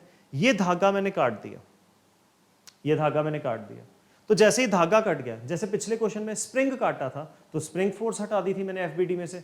अब मैंने क्या करना है, यहाँ पे धागा काट दिया, धागा कौन सी फोर्स लगाता है, टेंशन। तो अब टेंशन दिखाने की जरूरत नहीं है। तो ब्लॉक बी का अगर एफबीडी बनाए, ब्लॉक बी का अगर एफबीडी बनाए, ब्लॉक बी का मास ध्यान दीजिए m है, तो इसका ब्लॉक बी को जब हमने धागे को काट दिया तो ब्लॉक बी पे तो एक ही फोर्स लग रही है, उसका खुद का वेट नीचे की तरफ को। तो ब्लॉक बी पे mg फोर्स क्या लग गया बेटा, नीचे की तरफ को लग गया। कोई और फोर्स लग रही है, टेंशन लग नहीं सकती क्योंकि स्ट्रिंग हम काट चुके हैं। तो इसके ऊपर नेट फोर्स ही कितनी है बेटा, mg। नेट फोर्स mg है। अब तो नेट फोर्स की डायरेक्शन में नीचे की तरफ को ये क्या करेगा, एक्सेलरेट करेगा। तो नेट फोर्स किसके बराबर होती है, mass of the system which is m into acceleration of the system. तो आंसर आपके पास क्या आ गया, एक्सेलरेशन आ गई g डाउनवर्ड्स। बट ये किसकी आई है, ब्लॉक बी की। तो ब्लॉक बी की एक्सेलरेशन g डाउनवर्ड्स हमारे पास आ चुकी है। बट हमें ब्लॉक ए की निकालनी है। ए की निकालते टाइम मैंने देखा था बच्चों ने गलती की थी नीट के एग्जाम में। तो हमारे पास ए की अगर एक्सेलरेशन निकालनी है तो ए का एफबीडी बनाओ। तो ये ए वाला ब्लॉक है, ए वाले ब्लॉक का मास कितना है, 3m। ए वाला ब्लॉक जो है उसका वेट नीचे लगेगा 3 mg, ए वाले ब्लॉक के साथ यहां जो धागा था वो कट गया, तो टेंशन अब लग नहीं सकती, तो ए वाले ब्लॉक के साथ स्प्रिंग लगा है, तो स्प्रिंग फोर्स लगेगी। जैसे ही जब देखो जिस मूवमेंट पे मैं यहां पे काट रहा हूं धागे को, उस मूवमेंट पे ये जो स्प्रिंग है ऑलरेडी एक्सपेंडेड था, तो expanded spring pulling spring force लगाएगा ही लगाएगा। तो the movement when spring is cut, हम उसी the movement when string is cut, उसी मूवमेंट की हम बात कर रहे हैं। तो जैसे ही हमने इस धागे को काट दिया, तो ये जो स्प्रिंग है ये तो अभी भी एक्सपेंडेड है, तो ये पुल करेगा इसको ऊपर की तरफ को, तो उतनी ही स्प्रिंग फोर्स अब कहां लगेगी, ऊपर की तरफ को लगेगी। और ये अब एक्सेलरेट कहां करेगा, जैसे मैंने काट दिया तो ये कहां जाएगा, ऊपर की तरफ को लेके जाएगा, क्योंकि स्प्रिंग फोर्स डोमिनेटिव थी उसके वेट से, तो नेट एक्सेलरेशन इसकी जो हम निकालेंगे ऊपर की तरफ को आएगी। इक्वेशन बना लेते हैं, स्प्रिंग फोर्स माइनस 3mg, ये इसकी नेट फोर्स हो गई। नेट फोर्स किसके बराबर होती है बेटा, मास of the system into acceleration. बच्चों ने जल्दी जल्दी में यहाँ पे ma लिख दिया था, तो ma लिख देते हैं तो आंसर गलत हो जाएगा, क्योंकि सिस्टम का मास अब कितना हो चुका है, 3m। तो यहाँ पे क्या आएगा, मास of the system into acceleration, तो 3m में आएगा। तो स्प्रिंग फोर्स की वैल्यू हम निकाल चुके हैं, स्प्रिंग फोर्स की वैल्यू थी 4mg, तो 4mg minus 3mg is equals to 3ma। So this is बेटा mg is equals to 3ma। तो यहां से आंसर हमारे पास, इसकी एक्सेलरेशन कितनी आ गई है, g/3। तो चेक करिए, a की एक्सेलरेशन है g/3 और b की एक्सेलरेशन कितनी है, g। तो ऑप्शन कौन सा सही हो गया, ऑप्शन सेकंड। चलिए नेक्स्ट क्वेश्चन पे आते हैं। नेक्स्ट क्वेश्चन, एक बॉम्ब है जो कि किस पे है, रेस्ट पे है, एक्सप्लोड करता है 3 फ्रेगमेंट्स में, और जब एक्सप्लोड किया तो जो 3 फ्रेगमेंट्स आए उनके मासेस की रेशियो है 1:1:2। ठीक है जी। कभी भी वर्ड आ जाए एक्सप्लोजन, एक्सप्लोजन होता है इंटरनल फोर्सेस की वजह से, और आपको पता है इंटरनल फोर्सेस लीनियर मोमेंटम को चेंज नहीं कर सकते। तो जब वर्ड एक्सप्लोजन आए इंटरनल फोर्सेस की वजह से होता है, तो लीनियर मोमेंटम चेंज नहीं होगा। तो कौन सा कॉन्सेप्ट यूज करेंगे, लीनियर मोमेंटम कंजर्वेशन। तो एक्सप्लोजन वाले क्वेश्चंस में लीनियर मोमेंटम कंजर्वेशन यूज करना होता है। अब मैंने यहां पे सिंप्लिसिटी के लिए पूरे बॉम्ब का मास मान लिया 4m। ये बॉम्ब रेस्ट पे था, पूरे बॉम्ब का मास मैंने अज्यूम कर लिया 4m। क्यों मैंने 4m यूज किया, जस्ट कैलकुलेशन इजी कर लूंगा, रेशो से बचा लूंगा आपको। हमारे पास 1:1:2 रेशो है, तो 1:1:2 रेशो, अब 4m को तोड़ना है 1:1:2 रेशो में, तो m रेशो 2m हो गया। तो 2 फ्रेगमेंट्स mm मास के बन गए, और थर्ड फ्रेगमेंट हमारे पास कितने मास का बन गया, 2m मास का बन गया। नाउ इनिशियल ये जो बॉम्ब था रेस्ट पे था, अब ये बॉम्ब एक्सप्लोड कर गया। जैसे ही एक्सप्लोड किया, अब उसने देखो आगे इंफॉर्मेशन दी है, 2 लाइटर फ्रेगमेंट्स। लाइटर वाले कौन से होंगे बेटा, 1:1 वाले, mm वाले। तो 2 लाइटर फ्रेगमेंट्स वो राइट एंगल पे एक दूसरे से जा रहे हैं, कितनी कितनी स्पीड के साथ, 6 और 8। तो डायग्राम बनाओ। हमारे पास जो लाइटर फ्रेगमेंट्स हैं, एक जा रहा है 6 मीटर पर सेकंड से और दूसरा जा रहा है 8 मीटर पर सेकंड से। एक जा रहा है बेटा 6 मीटर पर सेकंड से, और दूसरा हमारे पास लाइटर फ्रेगमेंट सेम मास का कितने से जा रहा है, 8 मीटर पर सेकंड से। तो ये जो दोनों जा रहे हैं ये एक दूसरे के परपेंडिकुलर डायरेक्शन में जा रहे हैं। तो मैंने ऐसे 90 डिग्री पे शो कर दिया। अब ये बॉम्ब ऐसे एक्सप्लोड किया, तो ये ए वाला फ्रेगमेंट, ये बी वाला फ्रेगमेंट, ये ऐसे 90 डिग्री पे चले गए। अब उसने क्या पूछा है, speed of the heavier fragment. तो जो थर्ड फ्रेगमेंट होगा उसका मास कितना बचेगा, 2m। उसका मास हमारे पास बचेगा 2m। तो वो जो 2m मास वाला फ्रेगमेंट है, थर्ड फ्रेगमेंट, उसकी हमें क्या निकालनी है, स्पीड निकालनी है। ठीक है जी, उसकी हमें क्या निकालनी है, स्पीड निकालनी है। तो लीनियर मोमेंटम कंजर्वेशन में आपको बता चुका हूं यूज करेंगे। तो initial momentum of the system, system किसको मान रहे हैं, बॉम्ब को। Initial momentum of the system is equals to final momentum of the system. Initial momentum, bomb तो इनिशियली किस पे दिख रहा था आपको, रेस्ट पे, तो initial momentum of the system कितना है, 0। Initial momentum of the system कितना है, 0। तो इनिशियल मोमेंटम 0 है। फाइनल मोमेंटम, सिस्टम हमारा 3 फ्रेगमेंट्स में टूट गया, तो तीनों फ्रेगमेंट से ही सिस्टम बनेगा, तो तीनों का ही हमें मोमेंटम कंसिडर करना पड़ेगा। तो final momentum is momentum of A plus momentum of B plus momentum of C. अब ध्यान दीजिए, तीनों के मोमेंटम से रिजल्ट, तीनों के मोमेंटम्स का रिजल्टेंट निकाल रहे, तो वेक्टर सम करना है। ठीक है जी, तो वेक्टर सम करना है। मैं आपको सिंपल ट्रिक देता हूं, आप यहां पे मोमेंटम्स को पुट ही वेक्टोरियली करें।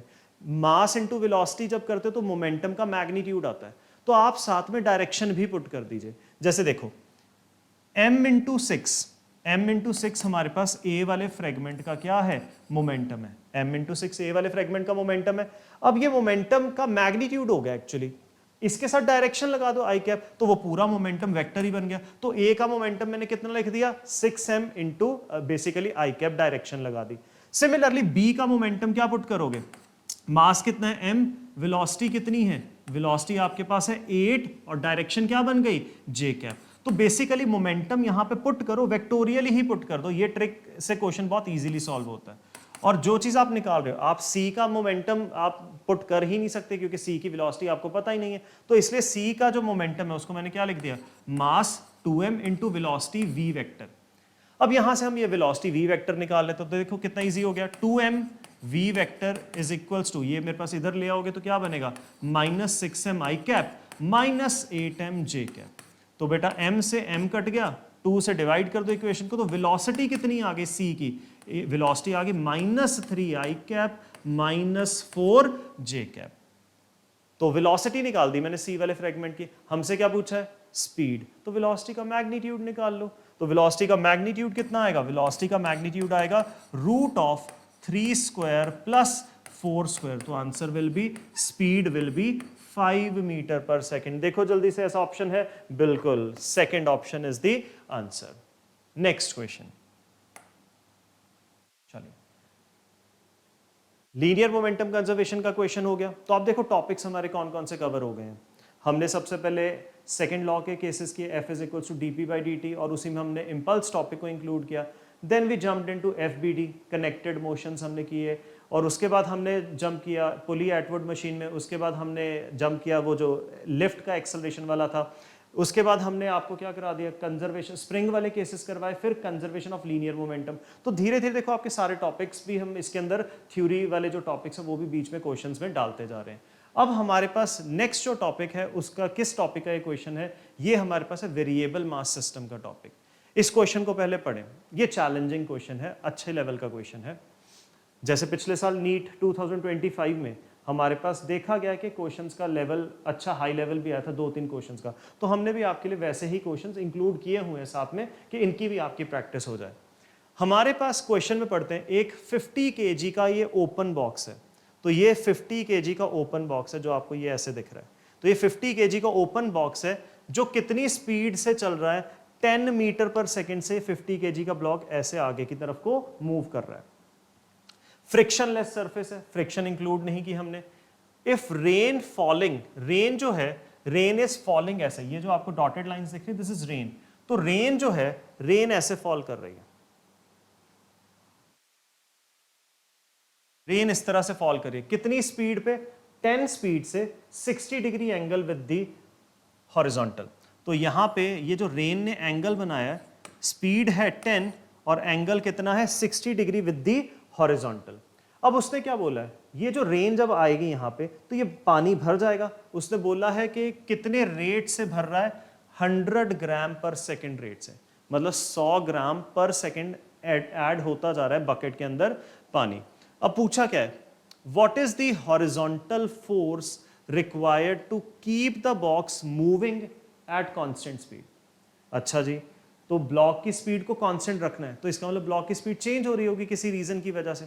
तो कैसे चेंज हो रही होगी ब्लॉक की स्पीड, तो उसके लिए आप इसको ऐसे देखो, हमारे पास ब्लॉक के अंदर जब रेन आ रही है तो ब्लॉक की स्पीड बढ़नी चाहिए कि कम होनी चाहिए। तो आपके मन में आएगा कि मास ब्लॉक का, जो ब्लॉक के अंदर हमारे पास ऐड हो रही है रेन, तो उससे ब्लॉक का या बकेट का मास बढ़ता जा रहा है, तो उसकी स्पीड क्या होनी चाहिए, कम। बट हम यहाँ पे थोड़ा साइंटिफिकली चलेंगे, ठीक है। तो साइंटिफिकली बात करते हैं, फोर्सेस की टर्म्स में बात करते हैं, थोड़ा पेरेंट केस मान के इसको करते हैं क्वेश्चन को सॉल्व। ये जो रेन है, रेन जो थी ऐसे 10 स्पीड से 60 डिग्री एंगल पे गिर रही थी। जब रेन इसके अंदर आ गई, जब रेन इसके अंदर आ गई तो वही रेन अब ब्लॉक, आप लोग ऑब्जर्व कर रहे हैं, तो रेन पहले आपको ब्लॉक में गिरने से पहले ऐसे स्लांटिंग पे दिख रही है, उसके बाद क्योंकि ब्लॉक जितनी स्पीड से जा रहा होगा उतनी स्पीड से रेन उसके अंदर उसका पार्ट बन गई, तो रेन 10 मीटर पर सेकेंड से अब किधर जाएगी, एक्स डायरेक्शन में जाएगी। तो क्या रेन की वेलोसिटी चेंज हो रही है, आंसर इज यस।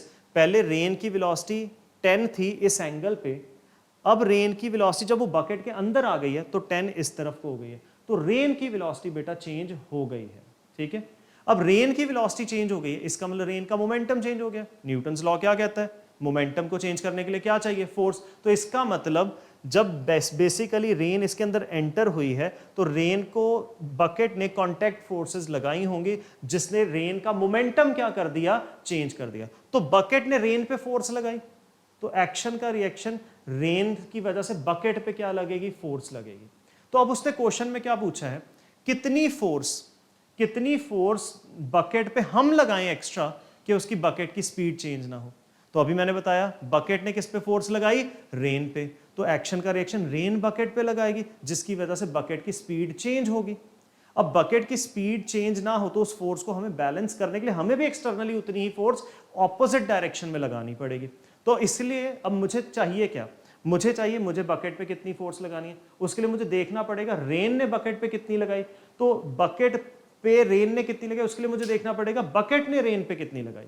तो कॉम्प्लेक्स हो रहा है, तो इसलिए स्टेप वाइज करते हैं कि सबसे पहले निकालते हैं कि बकेट ने रेन पे कितनी लगाई। बट इसमें एक चीज पे एम्फसाइज कर रहा हूं मैं कि उसने हमसे पूछा है कि what is the horizontal force required, ठीक है, इस बकेट पे हॉरिजॉन्टली कितनी फोर्स रिक्वायर्ड है।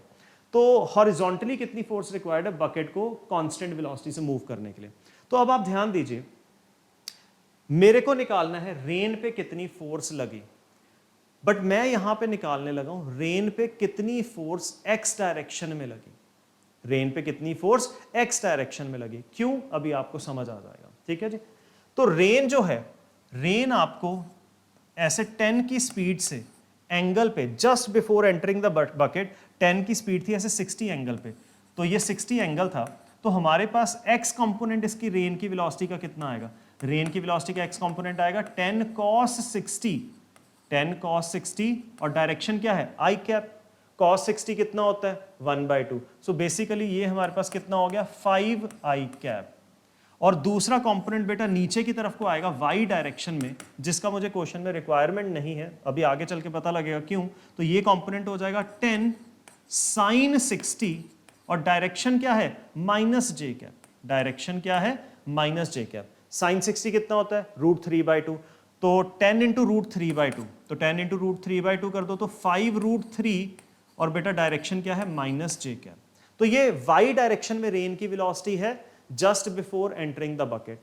अब वेलोसिटी बकेट में आने के बाद उसकी वेलोसिटी कितनी हो जाएगी, जितनी बकेट की वेलोसिटी है, क्योंकि बकेट अपने साथ ही उसको लेके जा रही है। तो बकेट में आने के बाद जो रेन ड्रॉप्स हैं उनकी उतनी ही वेलोसिटी जितनी बकेट की है।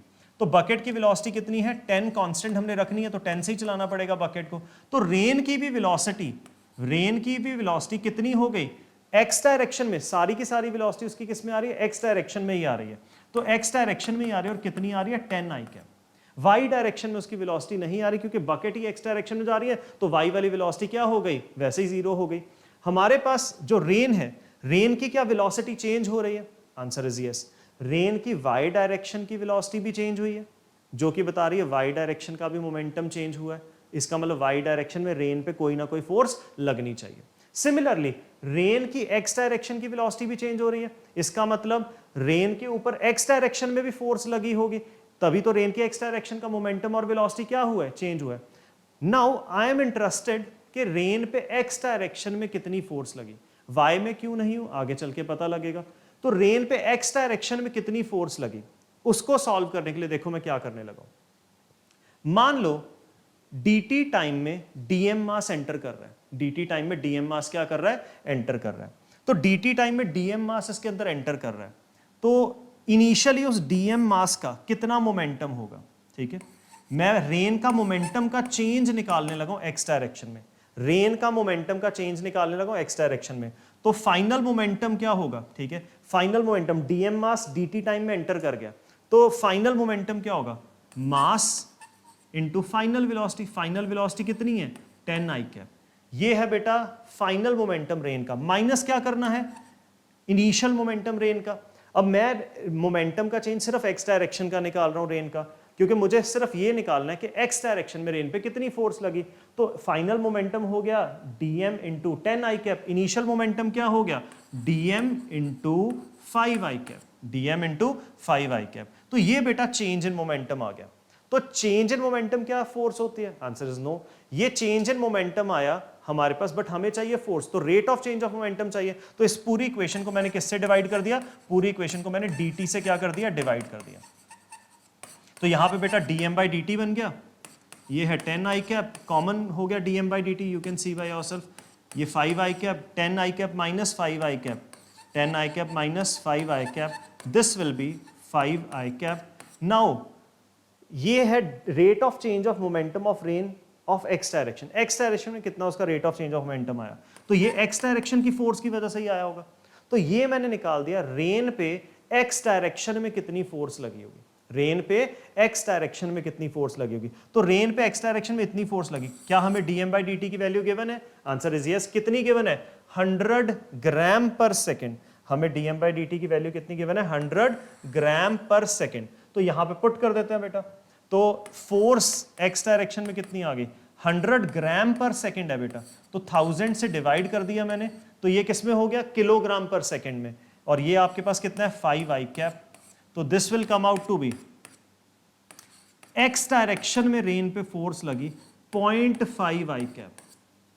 ध्यान से समझे, जब रेन एंटर की बकेट के अंदर, तो रेन की एक्स डायरेक्शन की वेलोसिटी चेंज हो रही है, वाई की भी हो रही है, will talk about it later. X direction की वेलोसिटी चेंज हो रही है, तो एक्स डायरेक्शन का मोमेंटम चेंज हो रहा है। तो मैंने एक्स डायरेक्शन का rate of change of momentum निकाला रेन का, तो रेन पे एक्स डायरेक्शन में कितनी फोर्स लग रही है वो निकल गया। तो रेन पे एक्स डायरेक्शन पे फोर्स लगाई किसने? कंटेनर में जैसे ही रेन आई तो कंटेनर की दीवारें उसके ऊपर फोर्स लगा रही हैं। तो बेसिकली ये जो फोर्स है बेटा, ये फोर्स कौन लगा रहा है? ये फोर्स लगा रहा है हमारे पास कंटेनर। तो कंटेनर ने रेन पे किस तरफ फोर्स लगाई है? एक्स डायरेक्शन में, आई कैप में। तो कंटेनर ने रेन पे प्लस आई कैप में लगाई है। तो एक्शन का reaction, Newton third law, rain container पे किधर लगाएगी? उतनी ही फोर्स लगाएगी, but minus I cap direction में। तो बेसिकली बेटा हमारे पास जो कंटेनर है, कंटेनर पे नेगेटिव एक्स डायरेक्शन में, कंटेनर पे नेगेटिव एक्स डायरेक्शन पे कितनी फोर्स लग गई? 0.5 आई कैप। तो 0.5 आई कैप फोर्स रेन ने कंटेनर पे लगाई एक्स डायरेक्शन में। तो ये जो फोर्स है, कंटेनर की वेलोसिटी 10 मीटर पर सेकंड थी राइट साइड की तरफ को। अब आपको समझ आएगा, जो आप पहले सोच रहे थे ना कि कंटेनर का मास बढ़ रहा है इसलिए उसकी स्पीड क्या हो रही है? कम हो रही है। It's not about that. Container की वेलोसिटी को अगर हमें चेंज करना है, अगर स्पीड को हमें बढ़ाना है, तो force should be in the direction of velocity. अगर स्पीड कम करनी है तो force should be opposite to the velocity. As you can see, container की वेलोसिटी के ऑपोजिट रेन ने कंटेनर पे फोर्स लगाई है। तो इससे आपको पता लग रहा है कंटेनर की स्पीड क्या होनी चाहिए? डिक्रीज होनी चाहिए। तो कंटेनर की स्पीड डिक्रीज होनी चाहिए थी, तभी उसने कहा कि एक्स डायरेक्शन में हम एक्सटर्नली कितनी फोर्स लगाएं, एक्स डायरेक्शन में हम एक्सटर्नली कितनी फोर्स लगाएं जिससे कंटेनर की स्पीड चेंज ना हो। तो आंसर इज, ये फोर्स स्पीड को कम कर रही है, तो आप इतनी ही फोर्स लगा के इसको बैलेंस कर दो। तो एक्सटर्नल फोर्स हमें कितनी लगानी पड़ेगी? 0.5, बट किस डायरेक्शन में? प्लस आई कैप में। तो आंसर हमारे पास क्या होगा? एक्सटर्नल फोर्स कितनी लगाओ? 0.5 लगाओ कंटेनर पे पॉजिटिव एक्स डायरेक्शन में, तभी वो एक्स डायरेक्शन की वेलोसिटी को चेंज होने से बचाएगा। बट जो बात मैंने आपसे कहा था बाद में बताऊंगा, वो क्या थी कि मैंने यहां पे जो मोमेंटम का चेंज निकाला, मोमेंटम का जो मैंने चेंज निकाला रेन का, वो मैंने रेन का सिर्फ एक्स डायरेक्शन का मोमेंटम का चेंज निकाला, because I was interested only in force on the rain in x direction. मैंने क्यों वाई डायरेक्शन का नहीं निकाला? निकाल सकते थे। वाई डायरेक्शन का इनिशियल मोमेंटम रेन का देख लो, फाइनल तो जीरो है, तो वाई डायरेक्शन का मोमेंटम भी चेंज तो हुआ है, तो वाई डायरेक्शन में भी रेन पे फोर्स लगी है। तो इसका मतलब रेन पे कंटेनर, देखो रेन पे कंटेनर ऊपर की तरफ को भी फोर्स लगाएगा। जब रेन आके गिरेगी तो कंटेनर रेन पे ऊपर की तरफ को भी फोर्स लगाएगा। उसी ने रेन की स्पीड को जीरो किया वाई डायरेक्शन में। तो ऊपर की तरफ को जो लगी रेन पे ऊपर फोर्स, तो रेन एक्शन का डायरेक्शन नीचे की तरफ को एक वाई में फोर्स लगाएगी। लग गई सर। तो वाई डायरेक्शन में नीचे की तरफ को जो फोर्स लगी, वो वाई डायरेक्शन की फोर्स क्या एक्स डायरेक्शन की वेलोसिटी ऑफ कंटेनर चेंज कर सकती है? आंसर इज नहीं कर सकती। वाई डायरेक्शन का कोई कंपोनेंट एक्स में नहीं आएगा, तो वाई डायरेक्शन की force x direction of velocity को चेंज नहीं कर सकता। तो जो कंटेनर पे रेन लगा रही है वाई डायरेक्शन में फोर्स नीचे की तरफ को, बट वो फोर्स कंटेनर की एक्स डायरेक्शन की वेलोसिटी को चेंज कर ही नहीं सकता। कंटेनर की एक्स की वेलोसिटी को कौन चेंज कर सकता है? एक्स डायरेक्शन में जो कंटेनर पे फोर्स लगेगी। तो एक्स डायरेक्शन पे मैंने निकाला कंटेनर पे कितनी फोर्स लगाई थी रेन ने, जिसके लिए मुझे ये निकालना पड़ा रेन पे कंटेनर ने कितनी एक्स में लगाई थी। तभी मैंने कंटेनर का नहीं, मैंने रेन का क्या निकाला था, एक्स डायरेक्शन का चेंज इन मोमेंटम। तो लंबा क्वेश्चन था, अच्छा क्वेश्चन था, ऐसे क्वेश्चन से आपका कॉन्सेप्ट इंप्रूव होता है। ठीक है जी। नेक्स्ट क्वेश्चन देखिए, लॉज ऑफ मोशन में ऑलमोस्ट हमारे सारे टॉपिक्स अभी तक कवर हो चुके हैं, बट सूडो फोर्स बचा है। तो इस क्वेश्चन को हम विद सूडो फोर्स भी कर सकते हैं, विदाउट सूडो फोर्स भी कर सकते हैं। तो लेट्स फोकस कि हमने सूडो फोर्स से अभी तक कोई नहीं किया, तो हम सूडो फोर्स का कॉन्सेप्ट इसके अंदर यूज कर लेते हैं, तो हमारा वो भी टॉपिक थोड़ा कवर हो जाएगा। तो क्वेश्चन पढ़ते हैं। इस क्वेश्चन में हमारे पास सारे सर्फेसेस स्मूथ हैं। What should be the force, what should be the value of force जो हम यहां पे लगाएंगे, सच दैट M1 और sorry what should be force applied on M1, M3 को हमने क्या रखना है, स्टेशनरी रखना है। मतलब M1 के रिलेटिवली M3 ना ऊपर जाए ना नीचे जाए, तो M1 के रिलेटिवली M3 क्या होना चाहिए, स्टेशनरी होना चाहिए, ऐसा क्वेश्चन में कहा है। और मासेस गिवन है, M1 का मास है 10, M2 का मास हमारे पास कितना है, M2 का मास है 1, M3 का मास कितना है 2 kg, as it is given in the question. तो इसको शुरू करते हैं। इसमें हम सबसे पहले क्या करेंगे, मान लेते हैं, क्योंकि उसने क्वेश्चन में कहा है कि हम कितनी फोर्स लगाएं कि M3 M1 के रिलेटिवली मूव ना करे। तो मान लिया M3 मूव नहीं कर रहा, हमने उतनी फोर्स लगा दी कि M3 मूव नहीं कर रहा। किसके रिलेटिवली, M3 मूव नहीं कर रहा M1 के रिलेटिवली। मतलब आप लोगों को बाहर से ये ऊपर नीचे होता हुआ M3 नहीं दिखेगा। अगर M3 आप लोगों को ऊपर नीचे होता नहीं दिखेगा, तो ये वाला चीज भी आपको नहीं दिखेगी, आगे इस M1 के ऊपर आगे या पीछे स्लाइड होती हुई नहीं दिखेगी। नाउ ये जो पूरा सिस्टम है, ये नीचे स्लाइड नहीं कर रहा, ये आगे नहीं जा रहा, बट ये जो पूरा कोलैबोरेटिव सिस्टम है, क्योंकि फ्रिक्शनलेस सरफेस पे है, तो फोर्स लगने की वजह से ये जो सिस्टम है ये तो आगे की तरफ को जाएगा। तो हमारे पास ये जो पूरा सिस्टम है इकट्ठे एक ही एक्सेलरेशन से क्या करेगा, आगे की तरफ को जाएगा। तो बेसिकली सबसे पहले इसको एक कॉमन सिस्टम मानो। उस कॉमन सिस्टम की अगर मुझे एक्सेलरेशन चाहिए हो, वो जो कॉमन सिस्टम है उसकी एक्सेलरेशन चाहिए, तो एक्सेलरेशन क्या होगी, उस कॉमन सिस्टम पे फोर्स तो सिर्फ क्या लग रही है, F, और मास क्या है, नेट फोर्स अपॉन मास कर दोगे M1 plus M2 plus M3।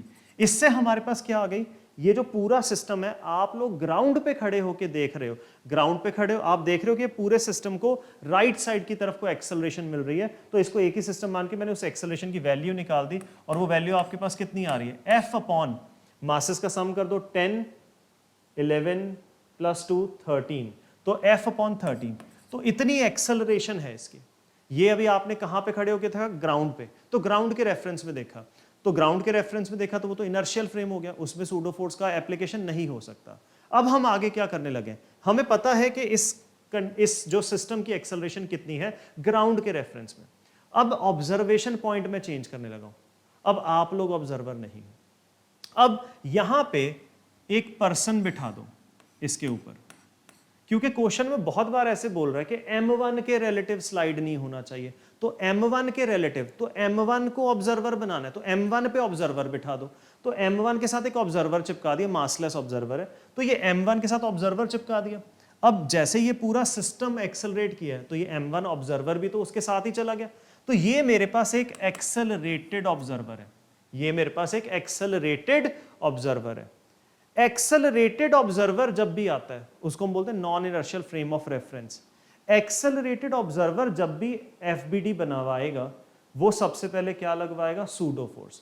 Pseudo force का फॉर्मूला क्या होता था, सूडो फोर्स का फॉर्मूला हमारे पास होता था, सूडो फोर्स का फॉर्मूला होता था मास ऑफ द बॉडी, जिस बॉडी का एफबीडी बना रहे हैं, मास of the body into acceleration of observer. और आप लोगों ने देखा होगा यहां पे एक माइनस का साइन लगाया होता है, वो क्या बताता है कि सूडो फोर्स ऑब्जर्वर की जो एक्सेलरेशन है उसके ऑपोजिट डायरेक्शन में लगानी है। सूडो फोर्स ऑब्जर्वर की एक्सेलरेशन के ऑपोजिट डायरेक्शन में लगानी है। तो टेक्निक बहुत इजी होती है। जैसे ही आप एक एक्सेलरेटेड ऑब्जर्वर चूज करेंगे, स्टेप 1 एक्सेलरेटेड ऑब्जर्वर चूज करोगे, स्टेप 2, वो ऑब्जर्वर को जो ऑब्जर्व हो रहा है, तो उसने जब एफबीडी बनवाना है, उस एफबीडी के अंदर आपने कौन सी फोर्स एक्स्ट्रा ऐड करनी है? Pseudo force. बाकी एफबीडी वैसे का वैसे बनेगा जैसे पहले बनाते आ रहे हैं, बट जैसे ही आपके पास एक्सेलरेटेड ऑब्जर्वर आ गया, सबसे पहले एफबीडी में सूडो फोर्स ही दिखाया करो। और सूडो फोर्स किस डायरेक्शन में दिखानी है? ऑब्जर्वर की एक्सेलरेशन के ऑपोजिट डायरेक्शन में। चलिए, अब मान लीजिए मैं ऑब्जर्वर हूं, मैं इसके ऊपर खड़े हो गया। अब आपको पता है कि हम मान चुके हैं कि इतनी फोर्स लगी हुई है कि M3 ऊपर नीचे स्लाइड नहीं हो रहा, तो M2 भी राइट लेफ्ट स्लाइड नहीं हो रहा M1 के ऊपर। तो यहां पे खड़े होके जब मैं देखूंगा M2 को, ये यहां पे खड़े होके जब मैं M2 को देखूंगा, तो मुझे M2 किस पे दिखेगा? रेस्ट पे दिखेगा, क्योंकि मुझे यहां पे वो ऐसे स्लाइड होता नहीं दिख रहा। मैं M1 का पार्ट हूं, मैं M2 को देख रहा हूं, तो हम मान चुके थे कि ये स्लाइडिंग नहीं हो रही ऐसे। तो M2 मुझे किस पे दिख रहा है? रेस्ट पे। सिमिलरली M3 भी मुझे किस पे दिख रहा है? रेस्ट पे। तो ये ऑब्जर्वर को M3 और M2 दोनों किस पे देखेंगे? रेस्ट पे देखेंगे। तो एफबीडी बना लेते हैं M2 का। तो अब एफबीडी कौन बना रहा है? ये वाला ऑब्जर्वर बनवा रहा है। तो ये ऑब्जर्वर जब एफबीडी बनवाएगा हमारे पास, ये ऑब्जर्वर जब एफबीडी बनवाएगा, तो इस ऑब्जर्वर ने इसका एफबीडी बनाना है। अब देखो, नॉर्मल और एमजी तो बैलेंस करेंगे, उसकी हमें चिंता नहीं है। हमारे पास इसके ऊपर सूडो फोर्स पहले दिखा दो। तो ये ब्लॉक को, ये एक्सेलरेटेड ऑब्जर्वर इसका एफबीडी बनवा रहा है, तो सबसे पहले बेटा सूडो फोर्स ही लगा दो। तो सूडो फोर्स कितनी लगानी है? Mass of the block into acceleration of the observer. Observer की एक्सेलरेशन ए है, वैल्यू है अपने पास, और डायरेक्शन क्या दिखानी है? ऑब्जर्वर की एक्सेलरेशन के ऑपोजिट। चलिए, ये जो ब्लॉक है M2, इसके ऊपर सूडो फोर्स दिखा दी, और कौन सी फोर्स होगी? टेंशन। ये जो थ्रेड है, थ्रेड क्या लगाएगा? टेंशन लगाएगा। तो ये जो टेंशन लगी, अब आपको इस ऑब्जर्वर को, ये ब्लॉक किस पे दिख रहा था? रेस्ट पे। तो क्या करना पड़ेगा? ऑब्जर्वर रेस्ट पे, ऑब्जर्वर को ब्लॉक रेस्ट पे दिख रहा था, तो हमें क्या करना पड़ेगा? फोर्सेस बैलेंस करनी पड़ेगी। M2 into A is equals to क्या हो जाएगा बेटा? T। M2 इंटू ए क्या हो जाएगा? T। तो मैं ऐसा बोल दूंगा कि सूडो फोर्स ने इस टेंशन को क्या कर दिया? बैलेंस कर दिया। फिर आप बेटा एफबीडी बनाओ M3 का।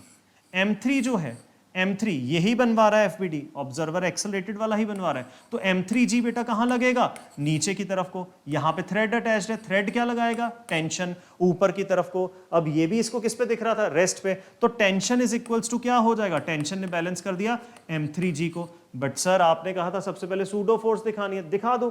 तो सूडो फोर्स इधर एक्स डायरेक्शन में लगेगी, आई एग्री, ठीक है। और इधर से एक नॉर्मल रिएक्शन आएगा, तो वो नॉर्मल रिएक्शन और वो सूडो फोर्स क्या हो जाएंगे? बैलेंस हो जाएंगे, ठीक है। तो दिखानी है, बट आपको बेसिकली पता है कि वो बैलेंस हो जाएंगे, तो उसकी क्वेश्चन में रिक्वायरमेंट नहीं थी। तो यहां पे T इज इक्वल्स टू किसके बराबर हो गया? M3G। तो अगर आप ये दोनों इक्वेशंस को कंपेयर करो, तो इनको इक्वेट कर सकता हूं। तो मेरे पास क्या हो गया बेटा? M2 into A is equals to M3G। A की वैल्यू ए क्या है? ऑब्जर्वर की एक्सेलरेशन। ऑब्जर्वर की एक्सेलरेशन कितनी थी?